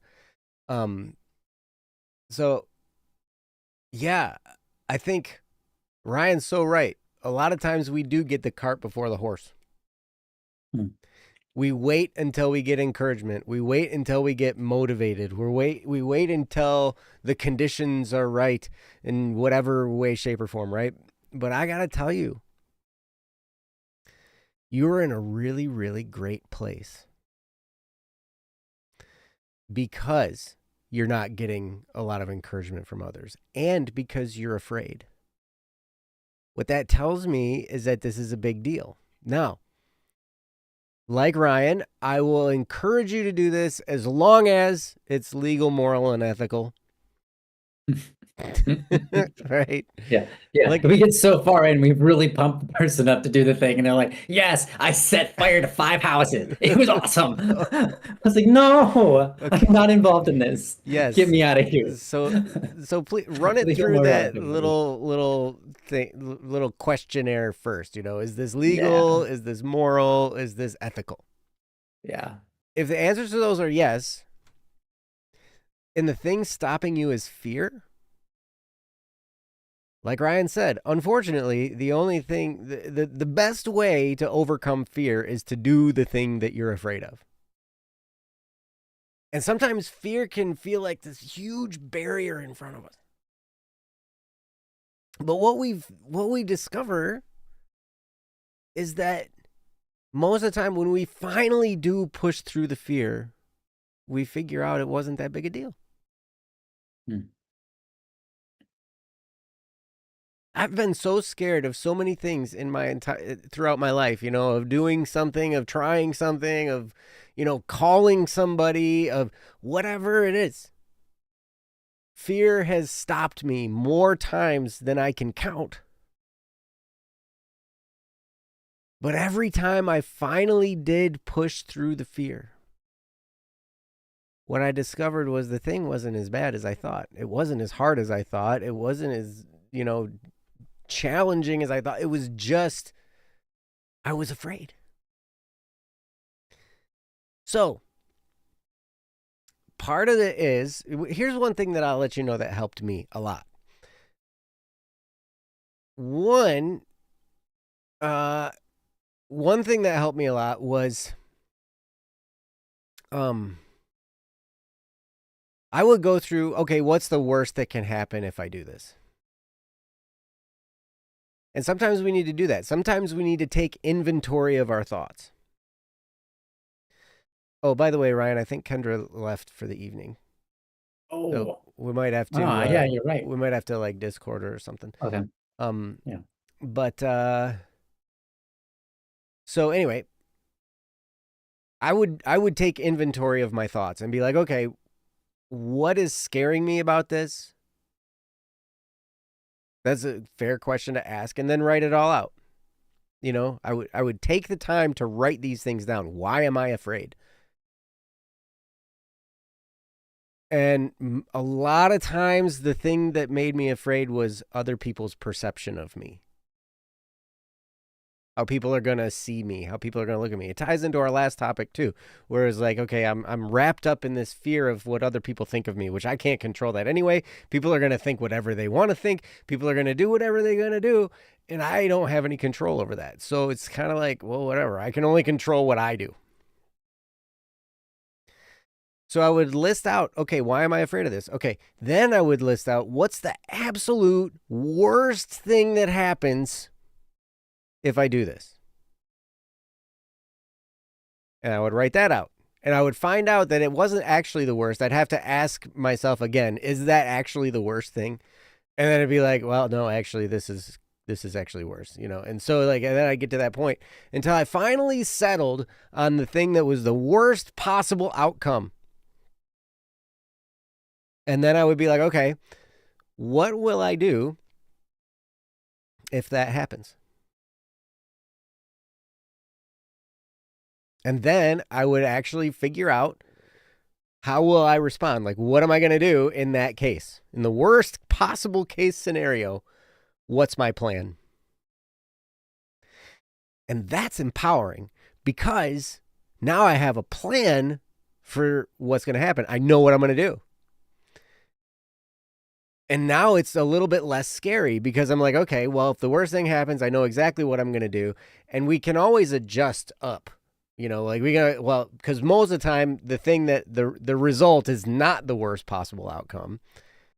And so it's easy to make an adjustment. Well, I don't have to do that thing I planned on doing.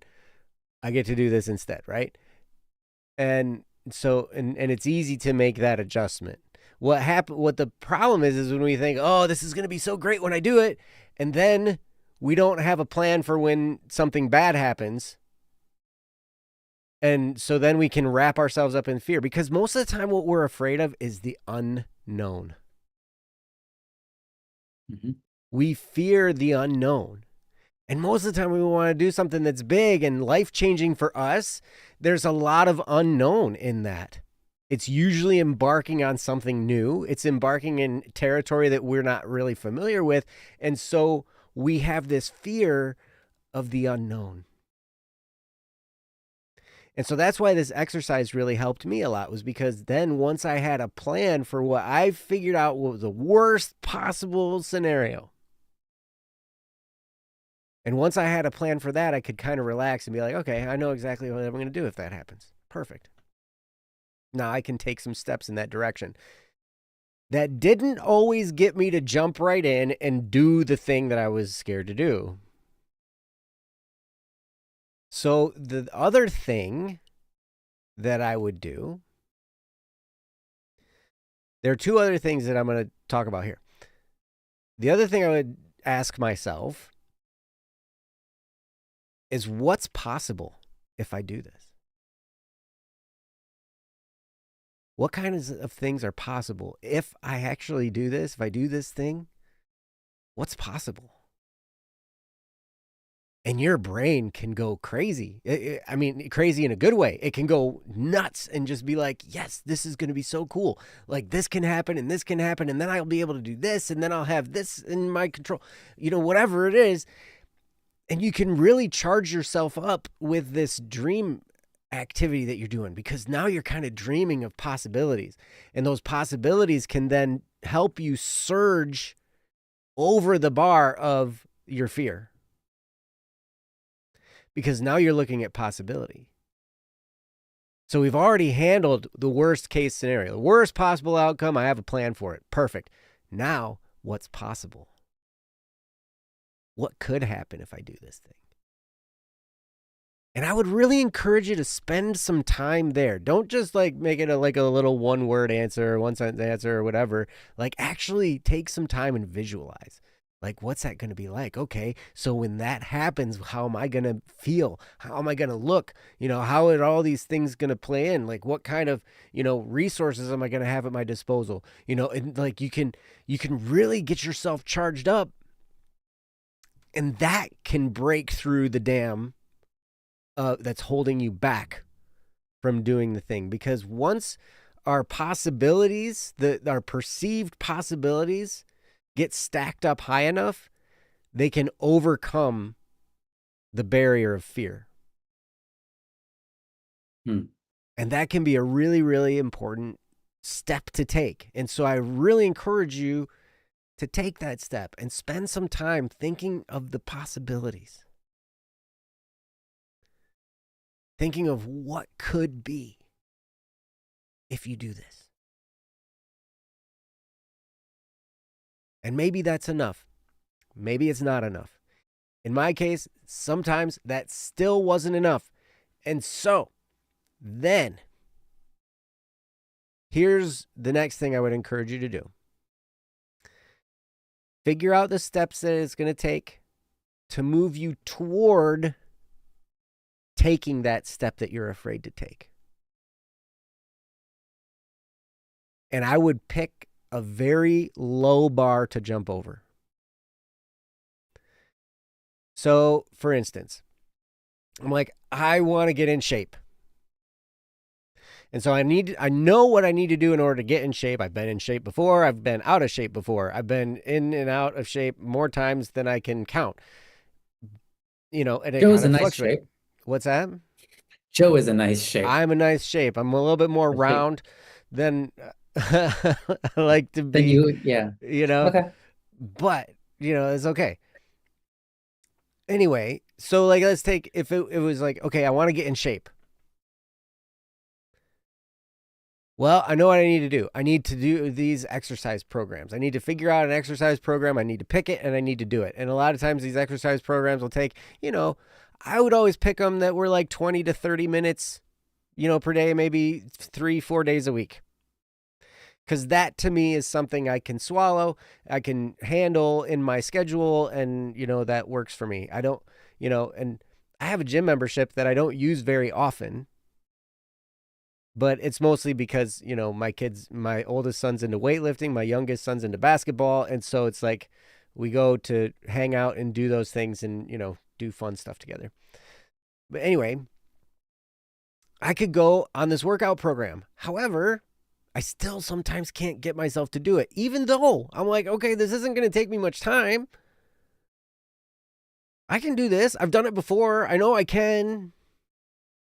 But then I still run into this barrier. It's not even really a fear barrier. It's just kind of I'm tired and I don't feel like it barrier. Right? So then what I would do is I would be like, okay, I'm going to start moving in this direction. How am I going to do that? Well, when I get up, I'm going to just quickly do 10 push-ups. Or I'm going to quickly do some toe touches. Or I'm going to walk over to the coffee maker doing like doing low dip walking, like squat walking, right? Like, yeah. But something small that seems almost insignificant. Yeah. But here's why. Because we know that one little thing, walking to the coffee maker like that isn't going to get you in shape. You're absolutely right. It's not by itself going to get me in shape. Right? But I like coffee. I like coffee too. And I'm still going to walk to the coffee maker, whether I walk in a certain way or not. I'm still going to be walking over there. But the point is for two things. One, I'm taking a step, moving in that direction, and that makes me feel more comfortable about being poised in that direction. And two, it's like hitting a goal, and it can help you with a little bit more belief in yourself and in your ability to do it.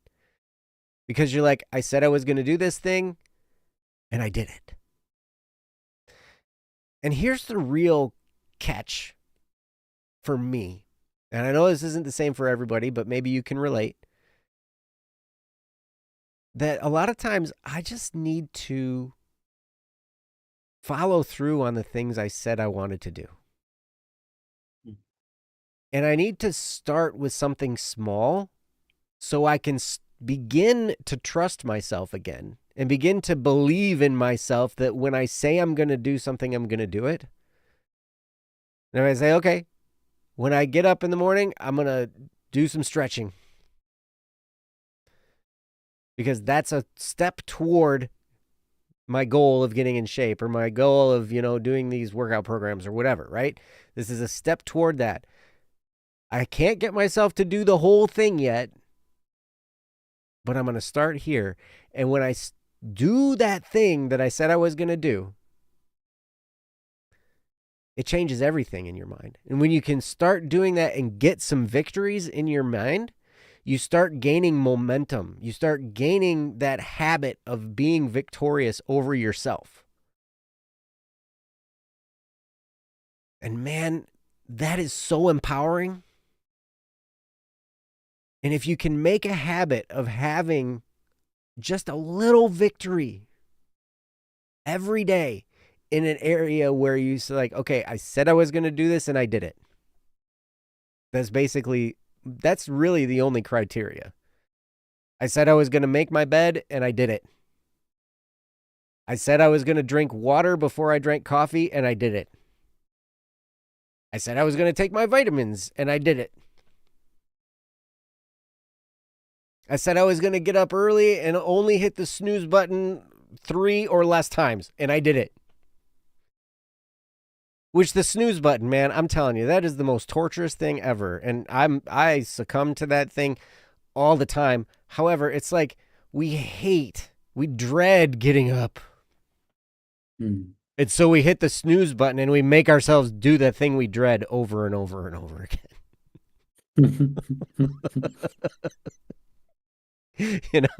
We torment ourselves. It's crazy. But anyway, so I would do those things. Just to recap,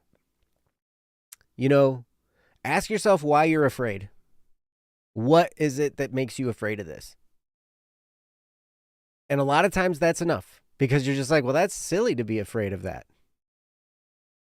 And we can talk ourselves out of it and we can get rolling, right? We can make a list of write down the worst possible outcome. And then make a plan for what happens if the worst happens, right?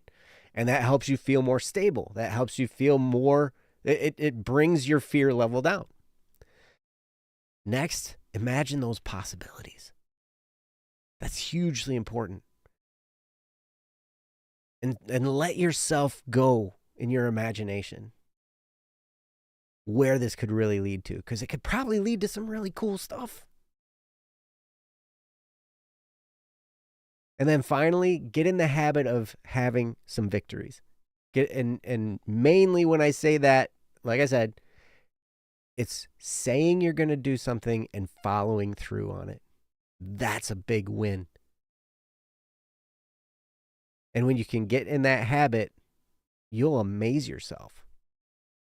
You'll wake up a year from now and you'll be in this habit and you'll just be doing it. It won't even occur to you that you were afraid at one point in time. Because you'll just be doing it. And all of a sudden you'll be there and you'll kind of look back and you'll be like, man, I'm actually doing the thing.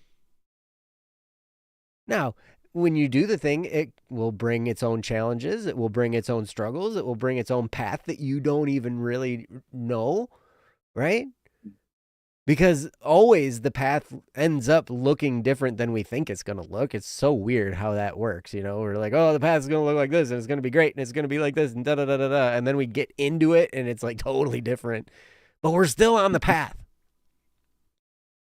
And we're still going there.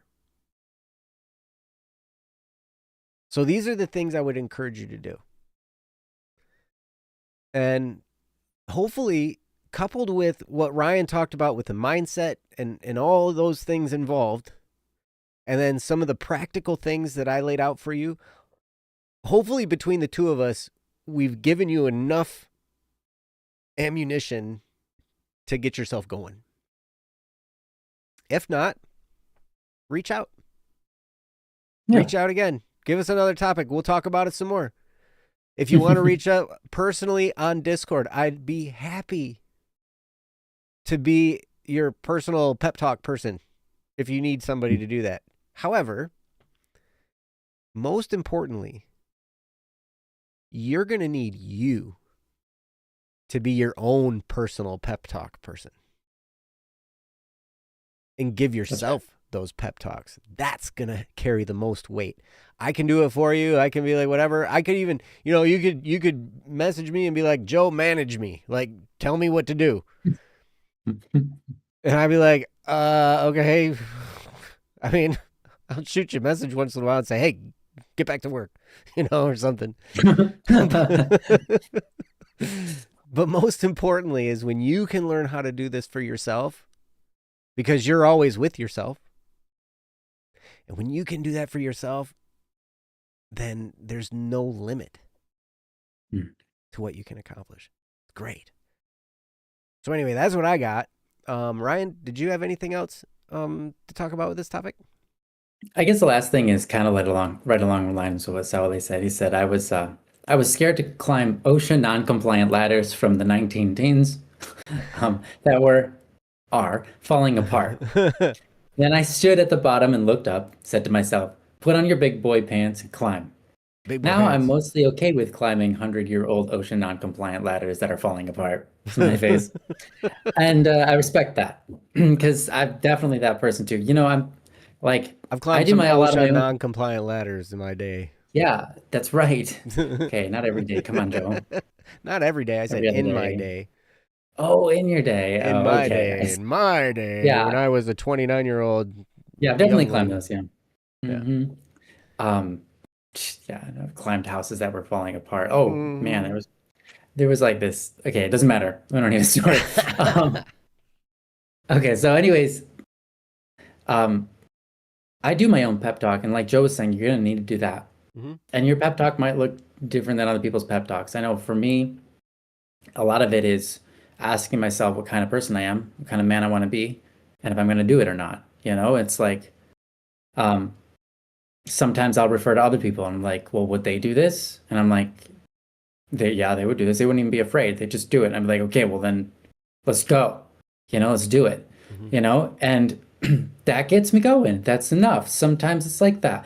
Though I've experienced before, I used to do inspections and in the mountains and sometimes in the snow and ice, and it was a terrible condition. Like I should not have been there. But anyways, I'm like looking at the condition. I'm like, wow, I don't think my car is gonna make it, but I've got the order to do, and Kyle would do it. So here I go, and I go. And I get home, I get home and I'm not dead. And then I remember I reported that to my brother one time, who's Kyle. That you weren't dead? And no, that I did the thing. Oh. And that I used him as well, Kyle would do it. So here we go, And he was like, no, Ryan, I would not do that. That is dumb. And he's like, next time you see snow, even just this thick, put a roller in the ground, take a picture and say, I couldn't get there. Okay? Because what you did is insane. On a mountain? No, Ryan, don't do that. And I was like, wow. I'm very brave. I'm braver than my brother. You made it. Look at you. Yeah.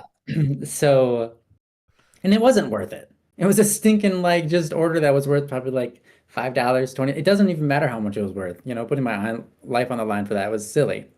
But, I just I give myself pep talks and they work. But I don't know what yours are going to have to look like. So you're going to have to establish that with yourself. Figure out what gets you going. What gets you moving? Is it someone that you look up to? Is it yourself? Is it the kind of person you want to be? Do you push yourself against an ideal and that makes you go? Or does that kind of thing not work for you, right?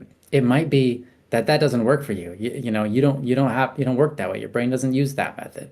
You have to find the method that works for you. And so explore different ways or even better, maybe reference past experiences that gave you the courage to do something. What was the pep talk in your brain that gave you the courage? And examine that and repeat that and utilize that tool to get yourself to have a little bit of courage to go forward through whatever you fear in life. Albeit some fears are totally, like I just said, totally recognizable and probably you just did not do the thing. Like bravery in itself is not a virtue. Mm. In fact, bravery is not a virtue. But it's something that it's a great tool. You can make it good or bad. Mm-hmm. And so I would say, in this case, if the thing is something that's good and is worth it, then, um, putting on your big boy pants, whatever that might mean for you, or giving yourself that pep talk, that bravery that Joe was talking about, I think it goes a long way. So yeah, basically, that's all. That's all I had to say. Put on your big boy pants, Ryan. Yeah, I don't think that would get me going if I Putting said on your that to big boy myself. pants? Oh. Yeah, Just yeah, because I do like Big Boy. Big Boy is great. And when I was a kid, I'd always get their chicken parmesan. It's really yummy. Oh, I thought you were gonna say you'd always Spaghetti with the get their chicken. their big boy pants. They're like red and white Oh, checkered yeah, they're great, but overalls. they're great. They're very memorable. I'll put on my big Yeah, boy pants. yeah. But I don't think that phrase would work on me because I just feel like it just doesn't. It's not my tagline. It's Sure. someone else's, Well, and it's something I have. Yeah, you got to work with your own personality, right? yeah, Whatever exactly, it takes to push exactly. you over that edge, like Mhm. that's the thing, you know. And that's all part of self-development. It's all part of growing and understanding yourself. You learn Yeah, the things that push your own buttons. And if you can learn how to push your own buttons, you're going to be you don't have to wait for it to do unstoppable. it. That's right. Yeah. You're going to be unstoppable. Why do you think I'm always angry? I always look angry, don't I?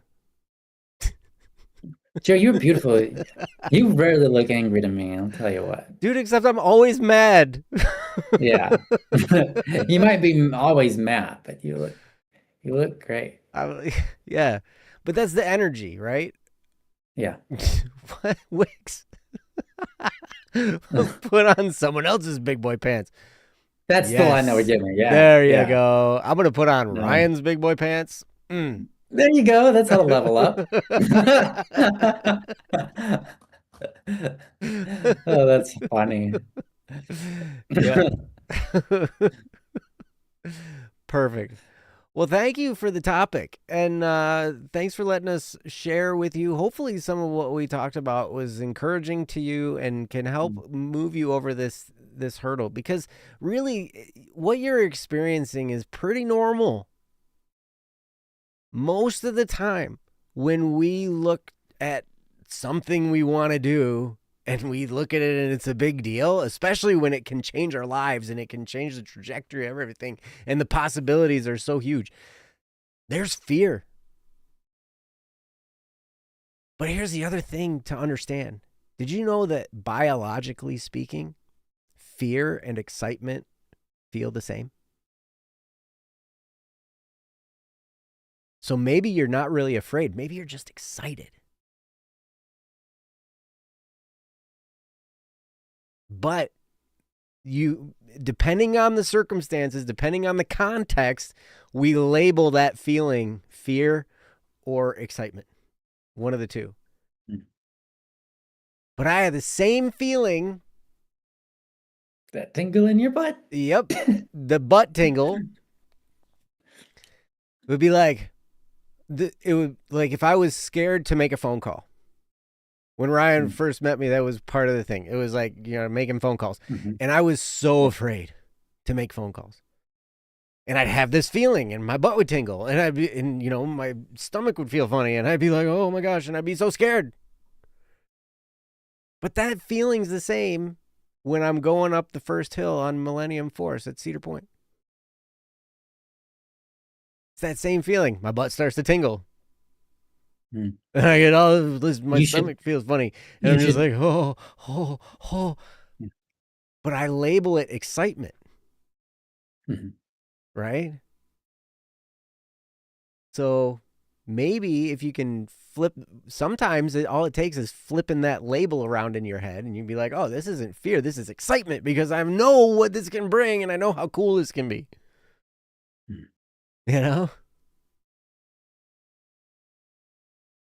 It's warm like hot chocolate. Drink it. It tastes like the passage of time. Wow. Incredible. Oh man, Saule. It was pretty I was pretty terrified at the bottom of that ladder. The ladder is something else. And being 70 feet above on an unguarded platform at the top of the ladder is a thing. Yes. Mm-hmm. Yes. Yeah, just don't faint. My goodness. Yeah, that could be intense. Ooh. Yeah. 70 feet is a lot of feet. Yeah. Yeah, I mean, that even right up like there. even like 15 feet is a lot of feet when you're up above like a concrete floor or something, you know, like that's still plenty. Yeah. I can remember being on like a 15-foot step ladder. This was totally not OSHA compliant because I was standing on the top step of a 15-foot step ladder and I was on my tiptoes. Ooh. And the only thing to grab a hold of was a sprinkler in the ceiling, the little ceiling sprinkler. Oh no. And I'm up there putting like cable up, like data cable into this building, right? Oh my gosh. And I'm on top of this step ladder. I'm on my tiptoes on this 15-foot step ladder. And the only thing I could have grabbed onto was this little dinky sprinkler, and it never would have saved me. You know? Yeah. I'd have just ripped it out of the ceiling. But yeah, that's freaky. I would say I would label that fear, not excitement. That's fair. That's fair. Ooh, this is exciting. Yeah, this is. Yeah, I'm so excited. I'm shaking. It is quite an excited state of being. Yes, things are. Yeah. Yep. Mm-hmm. Yeah. So awesome. Well, thank you so much for the topic. Yeah.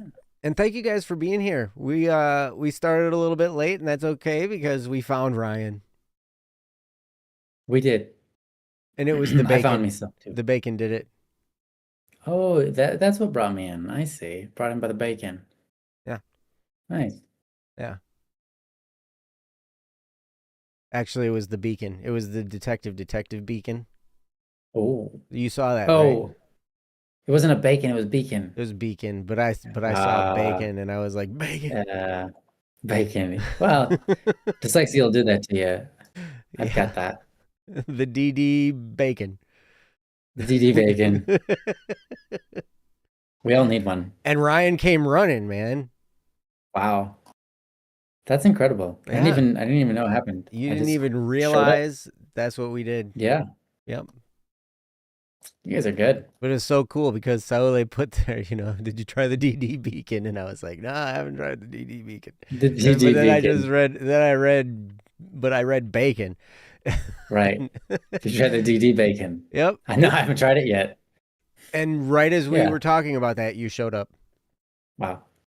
Dang. That's pretty great. Yep. It's amazing. You guys feel free to use that again if I show up late. Yeah, man. Please be late again so I can use the DD bacon. Okay. All right, I can do that. Perfect. Saule, thank you. We are not professionals. The information we give is not a substitute for professional advice. But you know what? We're going to have a doggone pretty good time, and we're going to talk to you, and we're going to have fun. We're going to love you. We're going to encourage you. And so if you have a topic, go to don'tworrywednesday.com, click the submit a topic button and fill that thing out. And we should get your topic. Although we've run into experiences where we don't get them. And sometimes it's a glitch in our system and it just needs to be resubmitted or whatever. But we want to hear from you. Topic, send it to a Discord or put it in the chat. Yep. You can totally do that too. So, anyway, guys, thanks for being here. I will actually not be here next week. Ryan maybe will be here. Yeah. Right? We'll see how it goes. We'll find out. We will find out. Stay tuned. But yeah, it's baseball season now. So every once in a while on a Wednesday, my son's got a baseball game. So on those nights I won't be here, but, yes. So guys, thanks again for being here. Until next time. Take very good care of yourselves and the people around you.